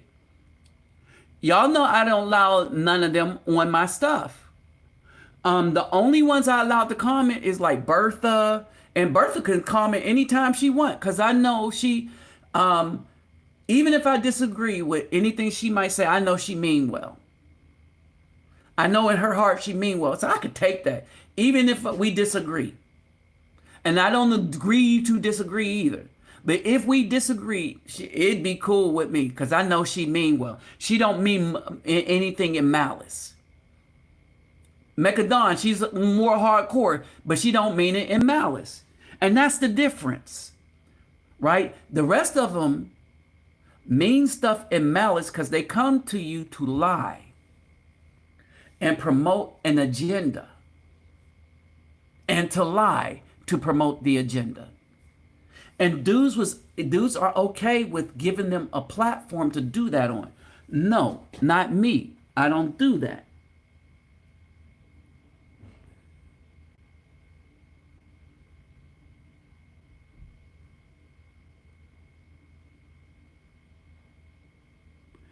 All right, so yeah, so white men are at risk, right? But they're not in as much risk is because they have had other white men that have left a long time ago, and so they have a basis. And white men, when they go place, they come together, right? In the Berlin Conference in 1890, it was the European countries that decided we are going to take over Africa. All right, they will beat us they beat us back each time when we went there as an individual country, but we're going to go there as white people and divide it up because they're going to fight us as each individual country instead of realizing that they're fighting a continent. So they won't band together as a continent. Understand what the United States is. It's a bunch of different countries, states, that come together as a federal continent to fight anybody that messes with either state. That's basically what we are. And it's a lesson that we as Afro men have not learned. And remember, it's not women who start these movements for white people, it's the men. So when most of my attacks, when most of the people that's trying to keep use my content but keep me banned is men, that most of the people that won't support me is men. It's black men. I have more white people supporting my content on TikTok than black people. Let that sink in. Than black men.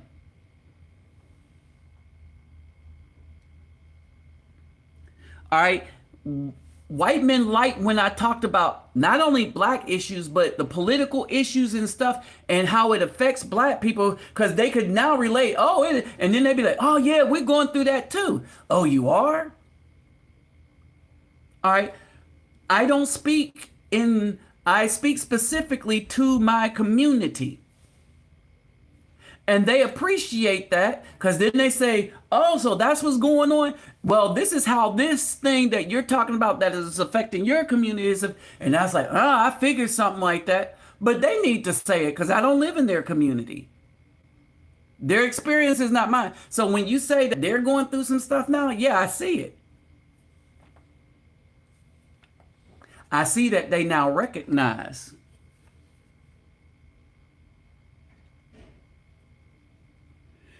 Okay, so Cornelius, first, what's up? All right, the Afro-Brazilians, when you go to Brazil, you're most likely to be accepted. Let me put it to you this way.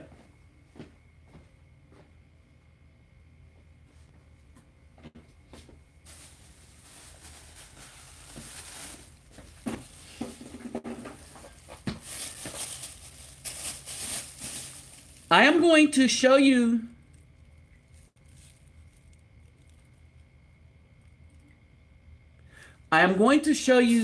some pictures, right?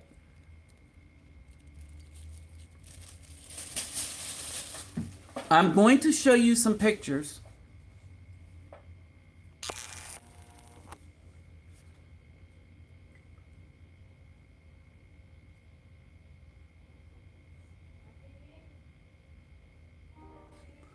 I'm going to show you some pictures of women that I've been in. All right, so pay attention to this. All right. These are women. Hey, what's up, everybody? This is the Reluctant Nabi. Okay, so this one right here. Discuss part 2 of how. Yeah. All right, and I'm going to ask you a question right after. This is the best option.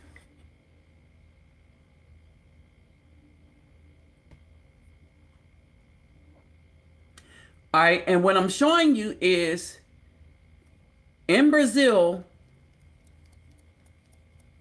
the women in Brazil that I've actually been in a relationship with. And I want you to see something. So you got these.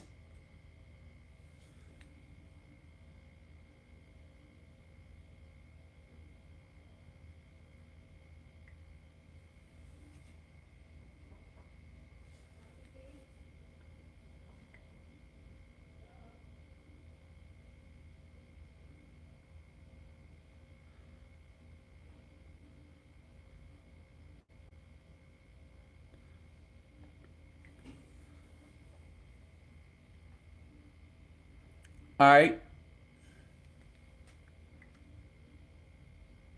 Now,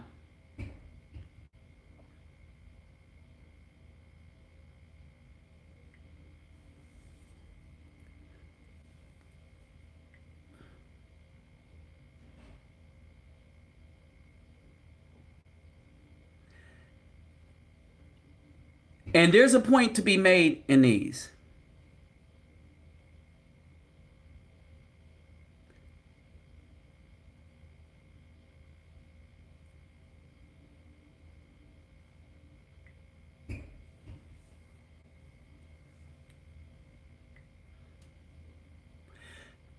Understand and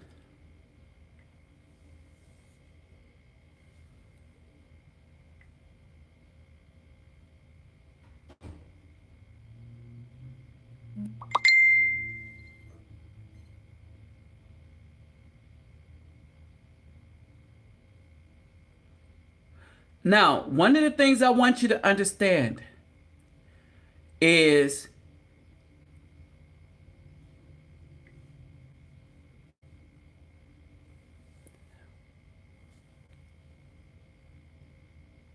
if I show you multiple pictures,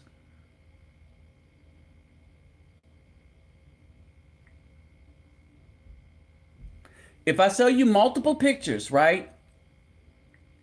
That means we are generally together a lot. When I show you multiple different pictures, right? Now, this is the thing I want y'all to see or to understand. One of the things I want you to understand is that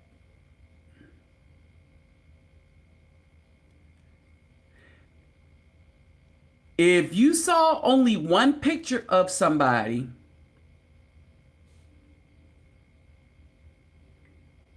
all right? If you saw only one picture of somebody,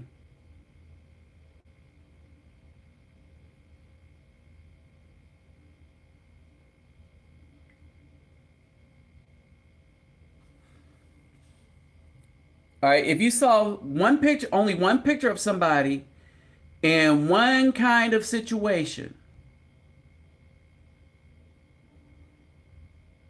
all right, that was how temporary that relationship was, for whatever reason. All right, and I'm only pointing this out to point out something about Brazil. If you noticed, the pictures that you saw me show you multiple pictures, right, of somebody. If you noticed, if you see multiple pictures, again, right here, if you notice the multiple pictures,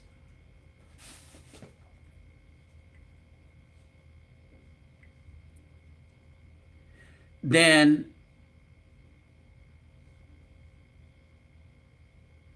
you should pretty much understand that there is a deeper relationship, and I really say this, all right, I really believe this based on what I've seen, all right, based on my time in Brazil, and remember, Colombia is different from Brazil, way different. Oh, can't forget her.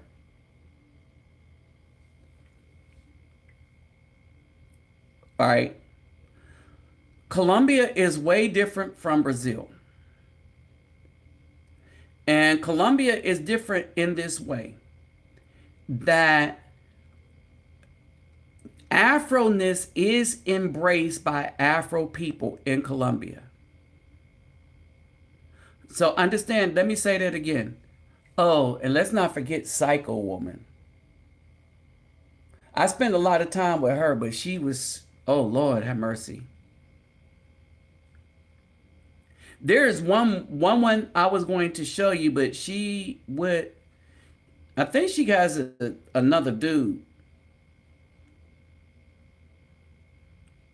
now, so I'm not going to show her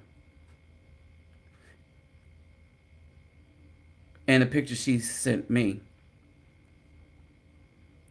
All right. So with that said, right, with all of that said, um, one of the things that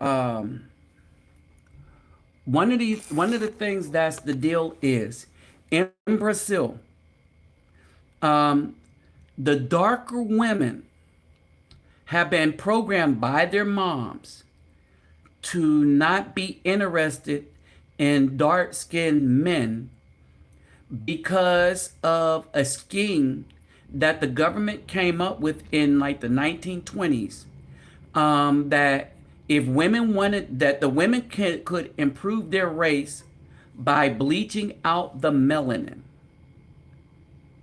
So while at the same time we was like, say it now, I'm black and I'm proud, right? They were like, no, don't say nothing about being black and proud. They were more proud to be. They were looking for ways to eliminate the melanin from their gene pool to the point where they started to realize that in this day and age, I did a story about Globaleza in Brazil, that they realized that in this day and age, that now that being Afro is a thing, they don't recognize themselves in their grandchildren. They don't see themselves at all in their grandchildren anymore.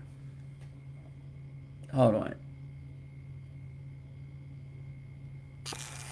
I don't even know what's up with this picture like this. I told her I don't like her with makeup on. All right. And so that's the thing in Brazil, right?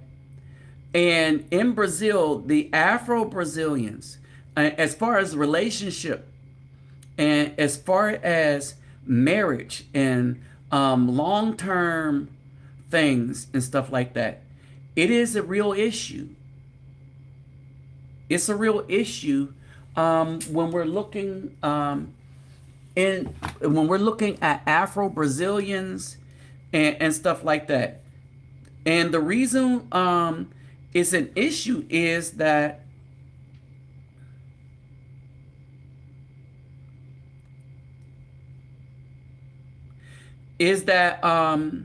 there isn't the respect. There isn't the respect for their own melanin, if you know what I mean. In Brazil, the way it is like in Colombia. Colombia, when I say they down with the melanin, they are down with the melanin. Colombia, in Colombia, they like, yeah, this is who we are.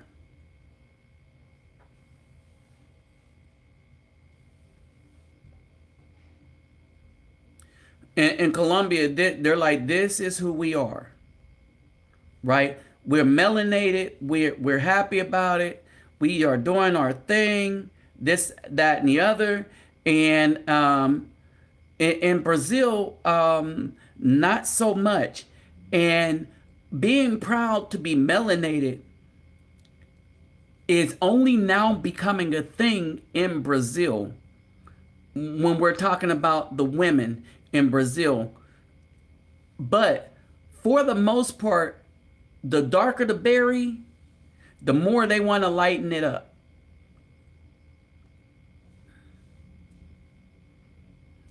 Right? And therein lies the issue with the Brazilians. The darker the berry, the more they want to lighten it up. All right. And so you're not going to you're not going to get, when you look at who's really going to come for you as an Afro man. If you're lighter, again, these a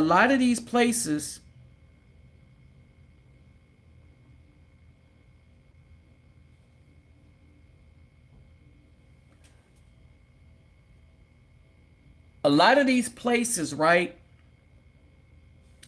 She got a smile out of me one time. All right, a lot of these places.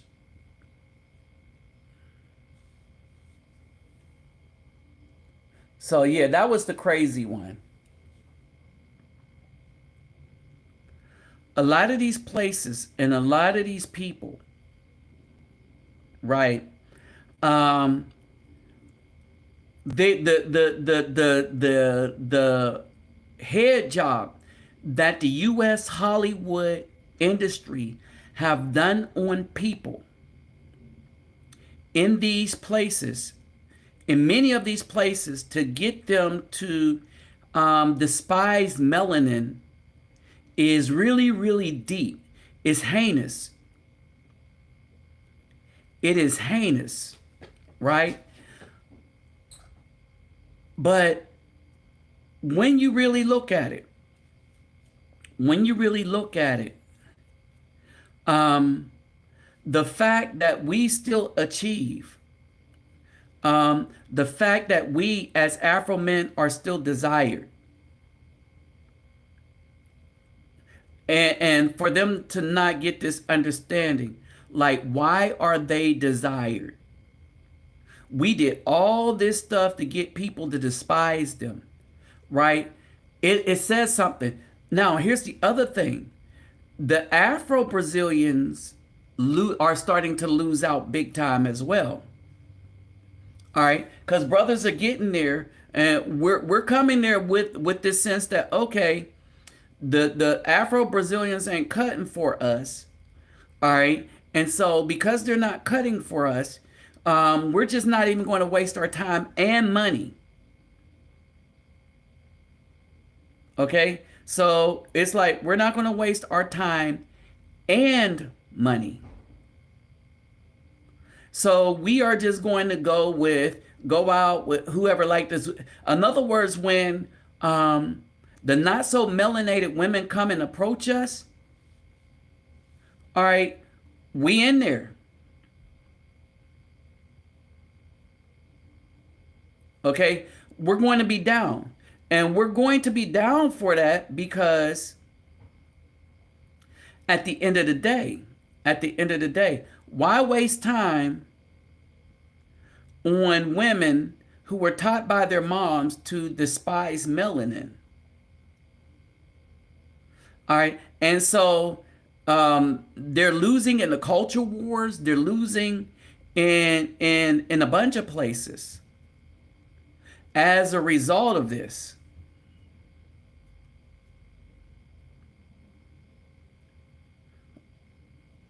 Hold on for a second. Let's see if I have Facebook.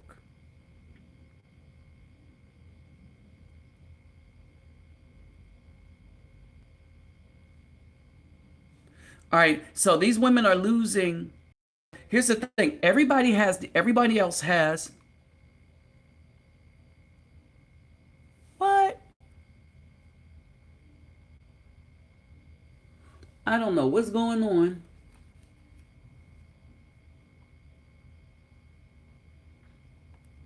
Let's see.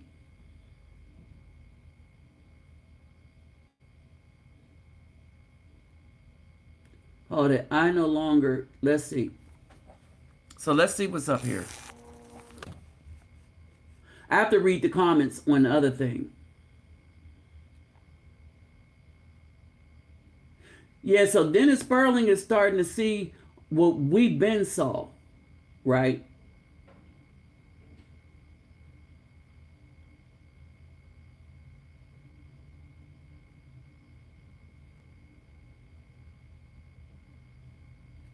Well, here's the thing, crypto.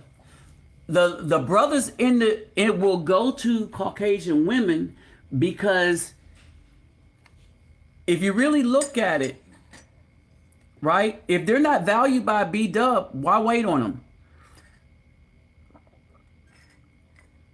In all of these cultures, the B Dub had access to Caucasian men before the brothers had access to Caucasian women, and vice versa. All right. So when we talk about this, right? When we talk about this,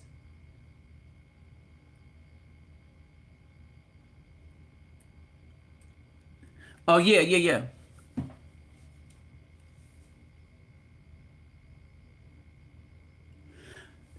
Here's the thing. So I kind of agree with you, Crypto Dynasty, about going to smaller towns. But Rio has a lot of small towns that if you go to, you'll find good women. All right. Um, if you go to, you'll find good women. Now, here's the thing. In these smaller towns that Crypto speak of, you can find an Afro woman maybe that might be down for the culture. Right? Like the town Nova Iguaçu, right? It's small. And basically though, the thing is, I don't do the wacky tapacky and all the rest of that stuff, right? I'm not into that stuff. And so basically what happens is because you have a lot of women that's into that stuff, they're not going to be a fit for me.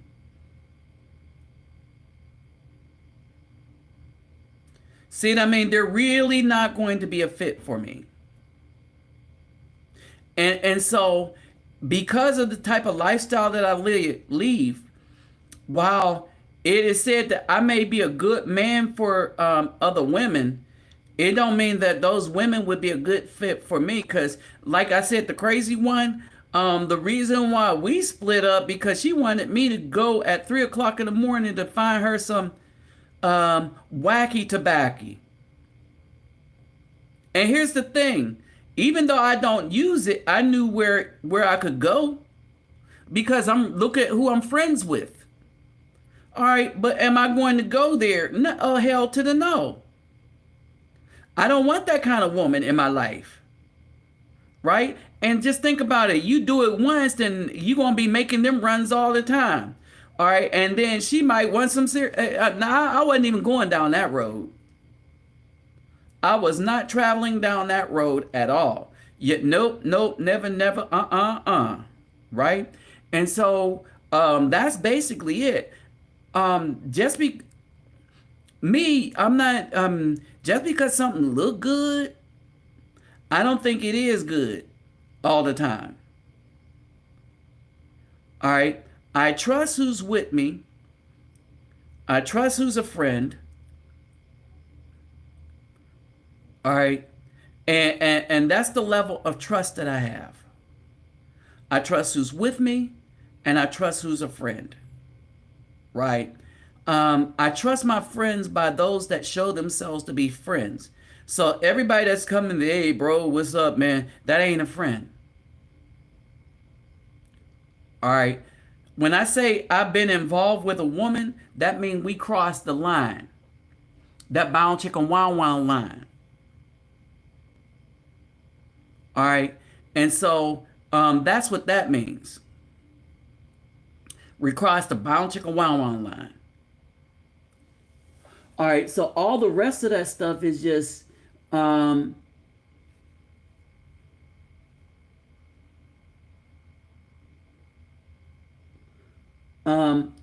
yeah. And here's the thing.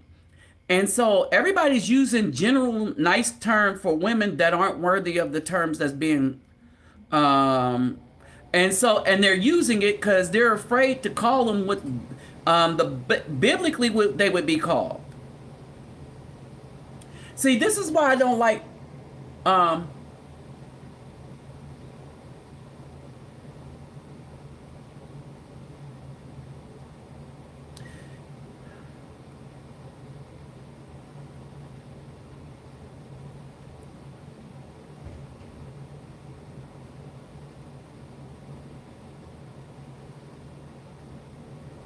and then these are my friends here in Colombia that work at the restaurant.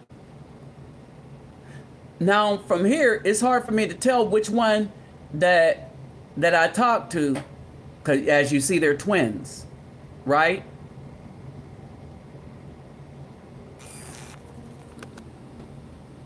All right, but there is a different. Their mom introduced me to them. That's who introduced me to them, their mom. So that's how Colombia do it.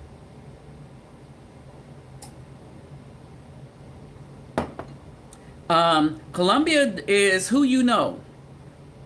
In Brazil, you make it of yourself.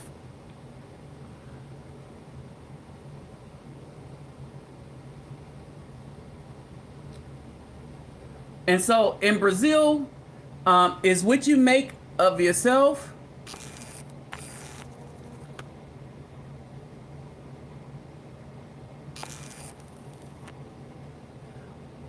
All right, in Brazil is what you make of it yourself. And even this one was introduced. This one was introduced while I was in Brazil a while back.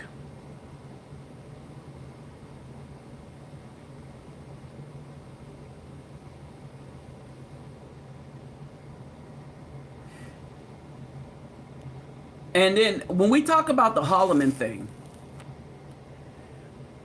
the Brazilians are not camera shy. All right, they're not camera shy, right? So when people are like, oh, we can't go back there anymore, this, that, and the other, I was like, no, not true, right? And so if you notice, the darker ones was like a one night stand, if you can say, but not because I intended it to be that way, right? And so it was the lighter ones that wanted to stay and make something, make a, it was the lighter ones that wanted to do that.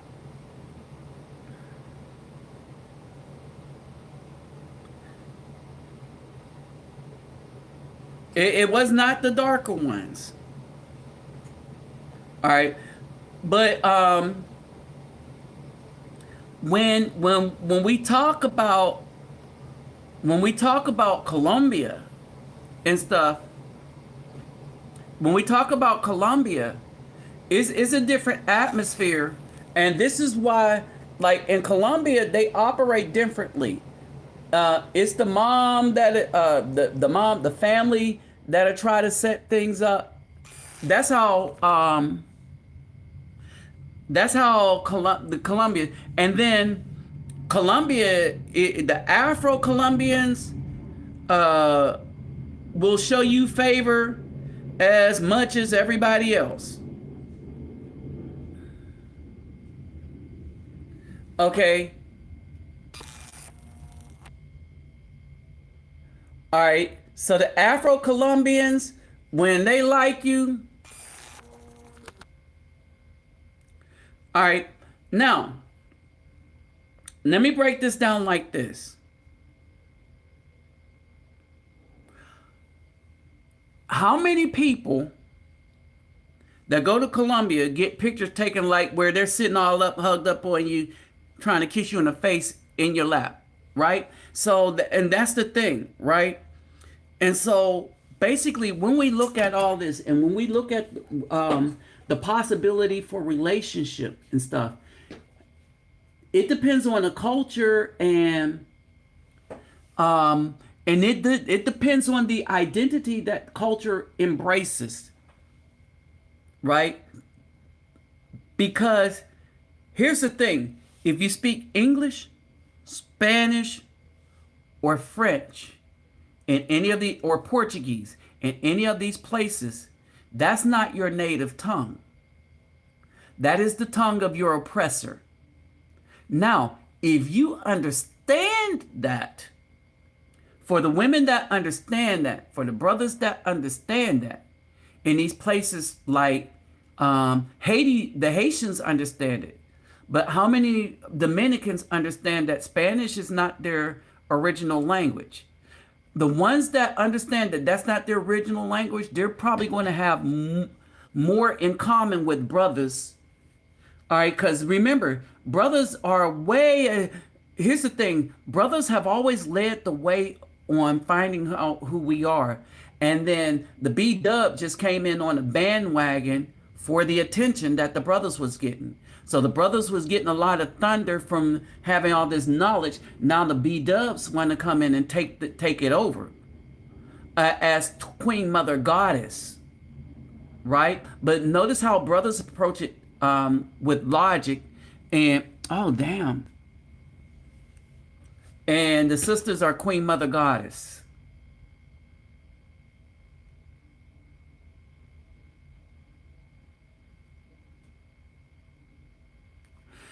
Yes. These are good places to visit. Good places to visit.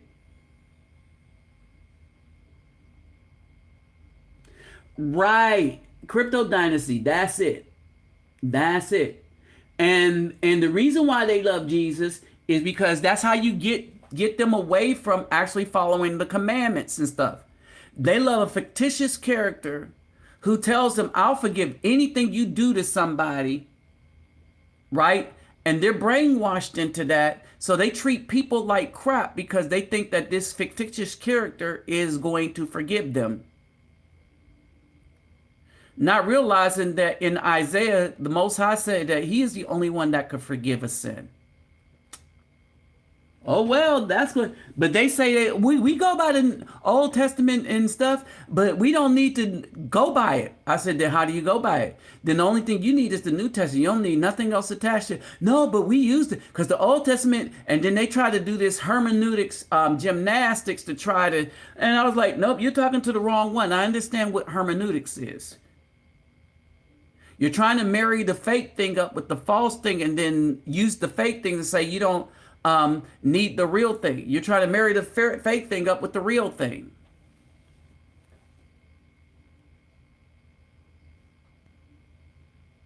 Oh, Lord. Oh, that man, I was in the airport on Colombian coffee. Oh, yeah, keep you awake. All right, let's see. Let's see.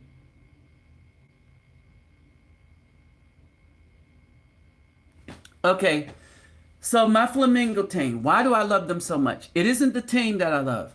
I don't know who playing on the team. I've been to a Flamingo game and I like the atmosphere because everybody is crazy on the train all the way to the game. And when they play in Maracanã, in Maracanã, it is so much fun. But it's the team that represent all the communities that I'm a part of. All right. It's the primary team of the favela in Nova Lândia. It's the primary team of Vila Aliança. It is the primary team of Central. It is the primary team of Central. All right. It is the primary team of Rio. It's even a team in Colombia. I'm walking around the clock tower. They like, hey, Flaminguista, Flamingo, Flamingo. And I was like, yeah, Flamingo's big over here in Colombia. Oh, yeah. The America's Cup. All right. But it's a team that represents the places that there's a place, these places now represent me and I represent them. They consider me their brother, and I consider them my brothers. Right? And so that's why I like Flamengo so much. All right. Now keep in mind, I don't know who's playing this year. I don't know who's on the team. I don't follow them like that. I just like the team because the team represents the communities that I represent and the communities that represent me while I'm in Brazil. The children that come up to me, grab my hand, and run me to their parents who's want to talk to me, see how things were going in the U.S. and stuff like that. Uh, the children and adults that if you buy a 2 liter soda pop in a community and get a bunch of cups, everybody sit down, we all drink together. You know what I mean? And talk about some SH. All right, that team represents all of that. And I don't doubt that more people don't know about that team. Fortaleza, Macio,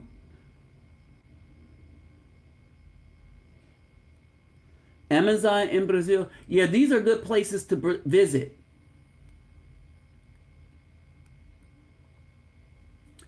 Yep, there it is. And he also says right after that, only he forgives sin.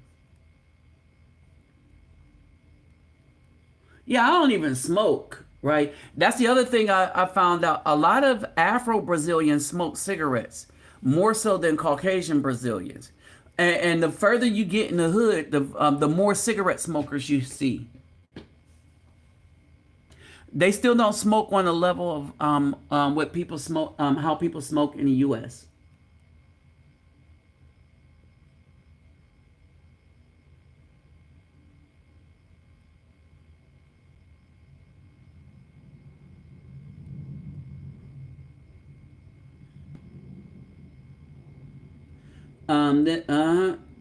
See, I'm looking at this dream. I had a wisdom that when I was a child. In a vision, I was holding a woman's hand. There was a young boy and girl with us. When seeing people in the seeing people in the distance running and playing. Those people were under a cloud. I could see a body of water in the distance in the vision.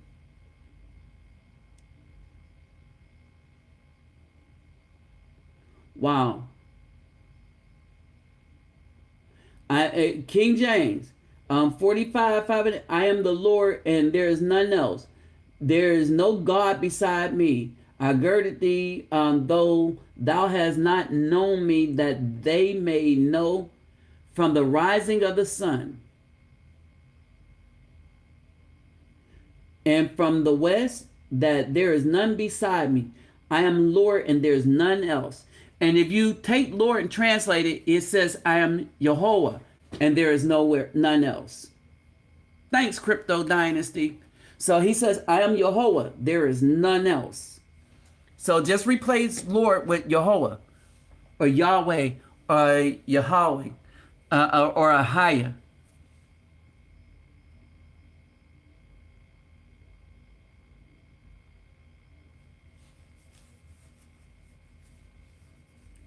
Yeah, Baruch. Yeah, the body water generally means people.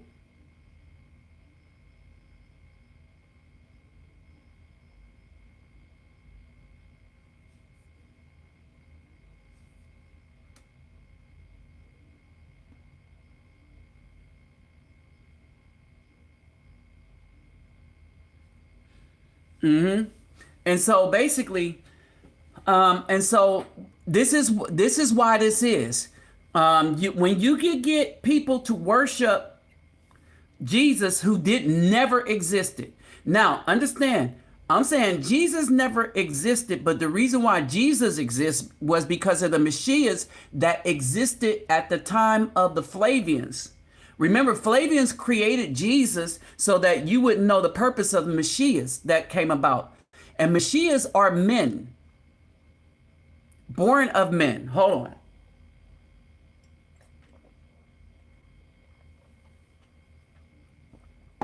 This is why in Ezekiel, the Most High said, Son of men, judge all these people. So basically, so what this is in history, the Israelites kicked the Romans out of Israel, all right, and reestablished themselves as a kingdom. And this was something that the Romans couldn't let stand.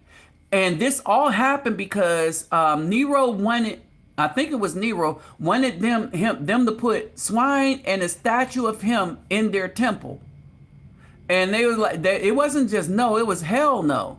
And so they went to war, kicked out the Romans, and the Maccabees. The Maccabees were instrumental in this. So look up the Maccabees. All right. And so the leader of this was a Messiah, but this Israel wasn't the Romans' only problem. There was another Messiah that stood up, and this Messiah stood up in Egypt, or at the time known as Mistraim. Right? So you had the Mizrites, Hebrews, and you had the Hebrews in Israel, all standing up to the Romans. And so when they captured Josephus, Josephus said, you can't conquer them until you get rid of their religion or corrupt it. And so this is what they did by giving you a Jesus, a son born of a virgin. With people not realizing that what they did was converted the commandments to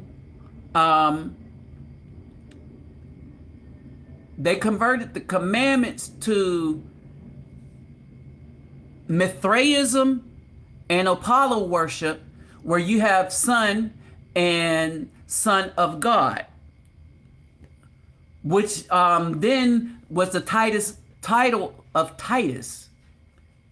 All right. And it was psyops. The whole New Testament is psyops.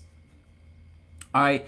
And it's something you learn about when you go to seminary. This is why a lot of dudes, when they come out of seminary, there are some that start learning these things and we get a closer relationship to the Most High. Right. And so, because we learn about the manipulation. All right. Exactly. It's pinky.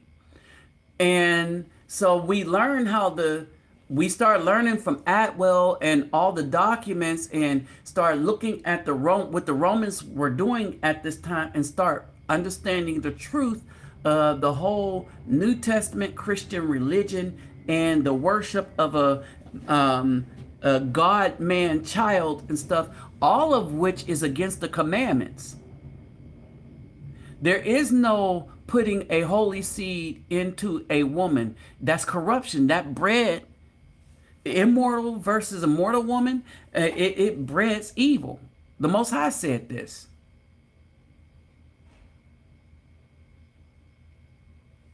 You know? And so when we look at this, and when you see that statue up in Brazil, it's a reminder that their God is a Caucasian man. And that's the other psyops that you just can't get around.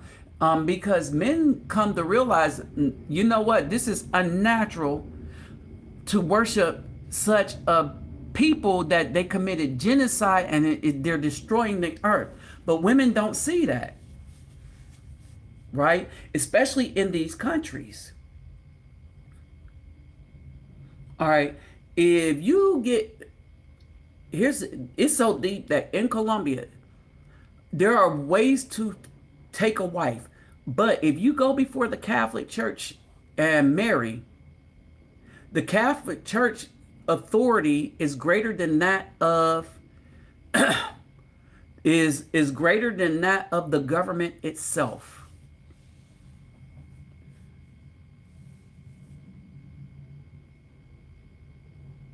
Ground behind an adobe house.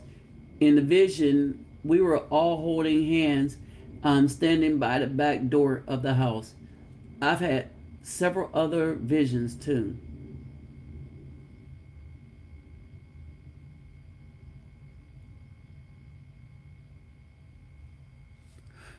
Yeah, visions, vision and dreams. The Most High said he would give them to us.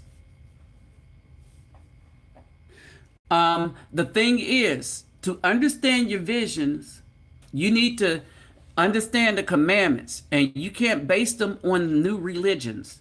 like Christianity.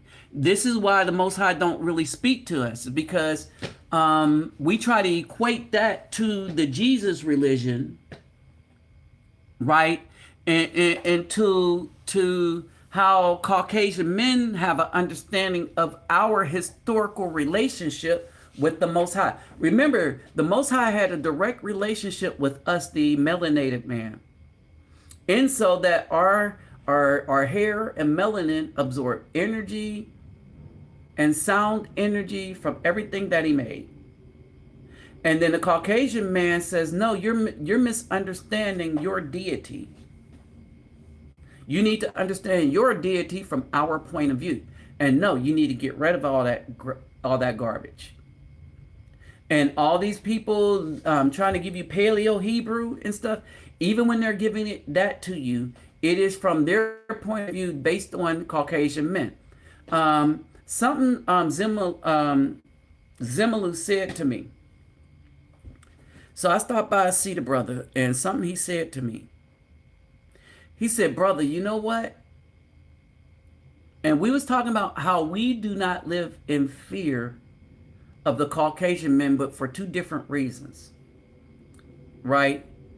And he looked at some people, I'm going to just say some people that is a part of these Hebrew Israelite camps that he know very well.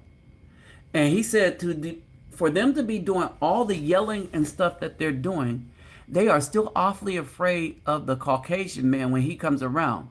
But what I noticed is outside of yelling, when it comes to the actual laws and how you live, Zimelu is not afraid of them, but them Hebrew Israelite dudes are afraid of their laws.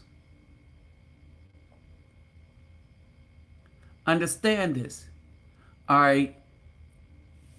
Zimelu is on some different stuff, right? He's done some things, and I just have to let him tell it. But he has not put himself under the same laws that we're in.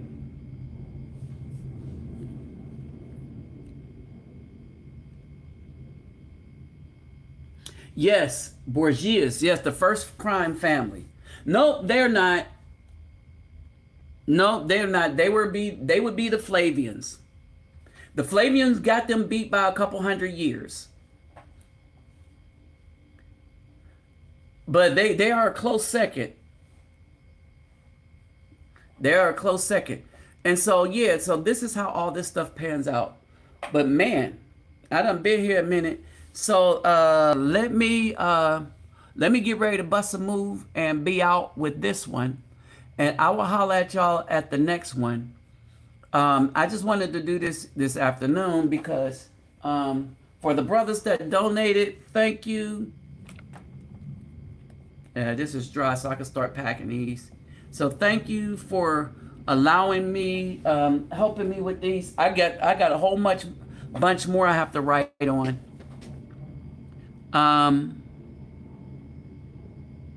Yeah, all these train derailments and stuff like that.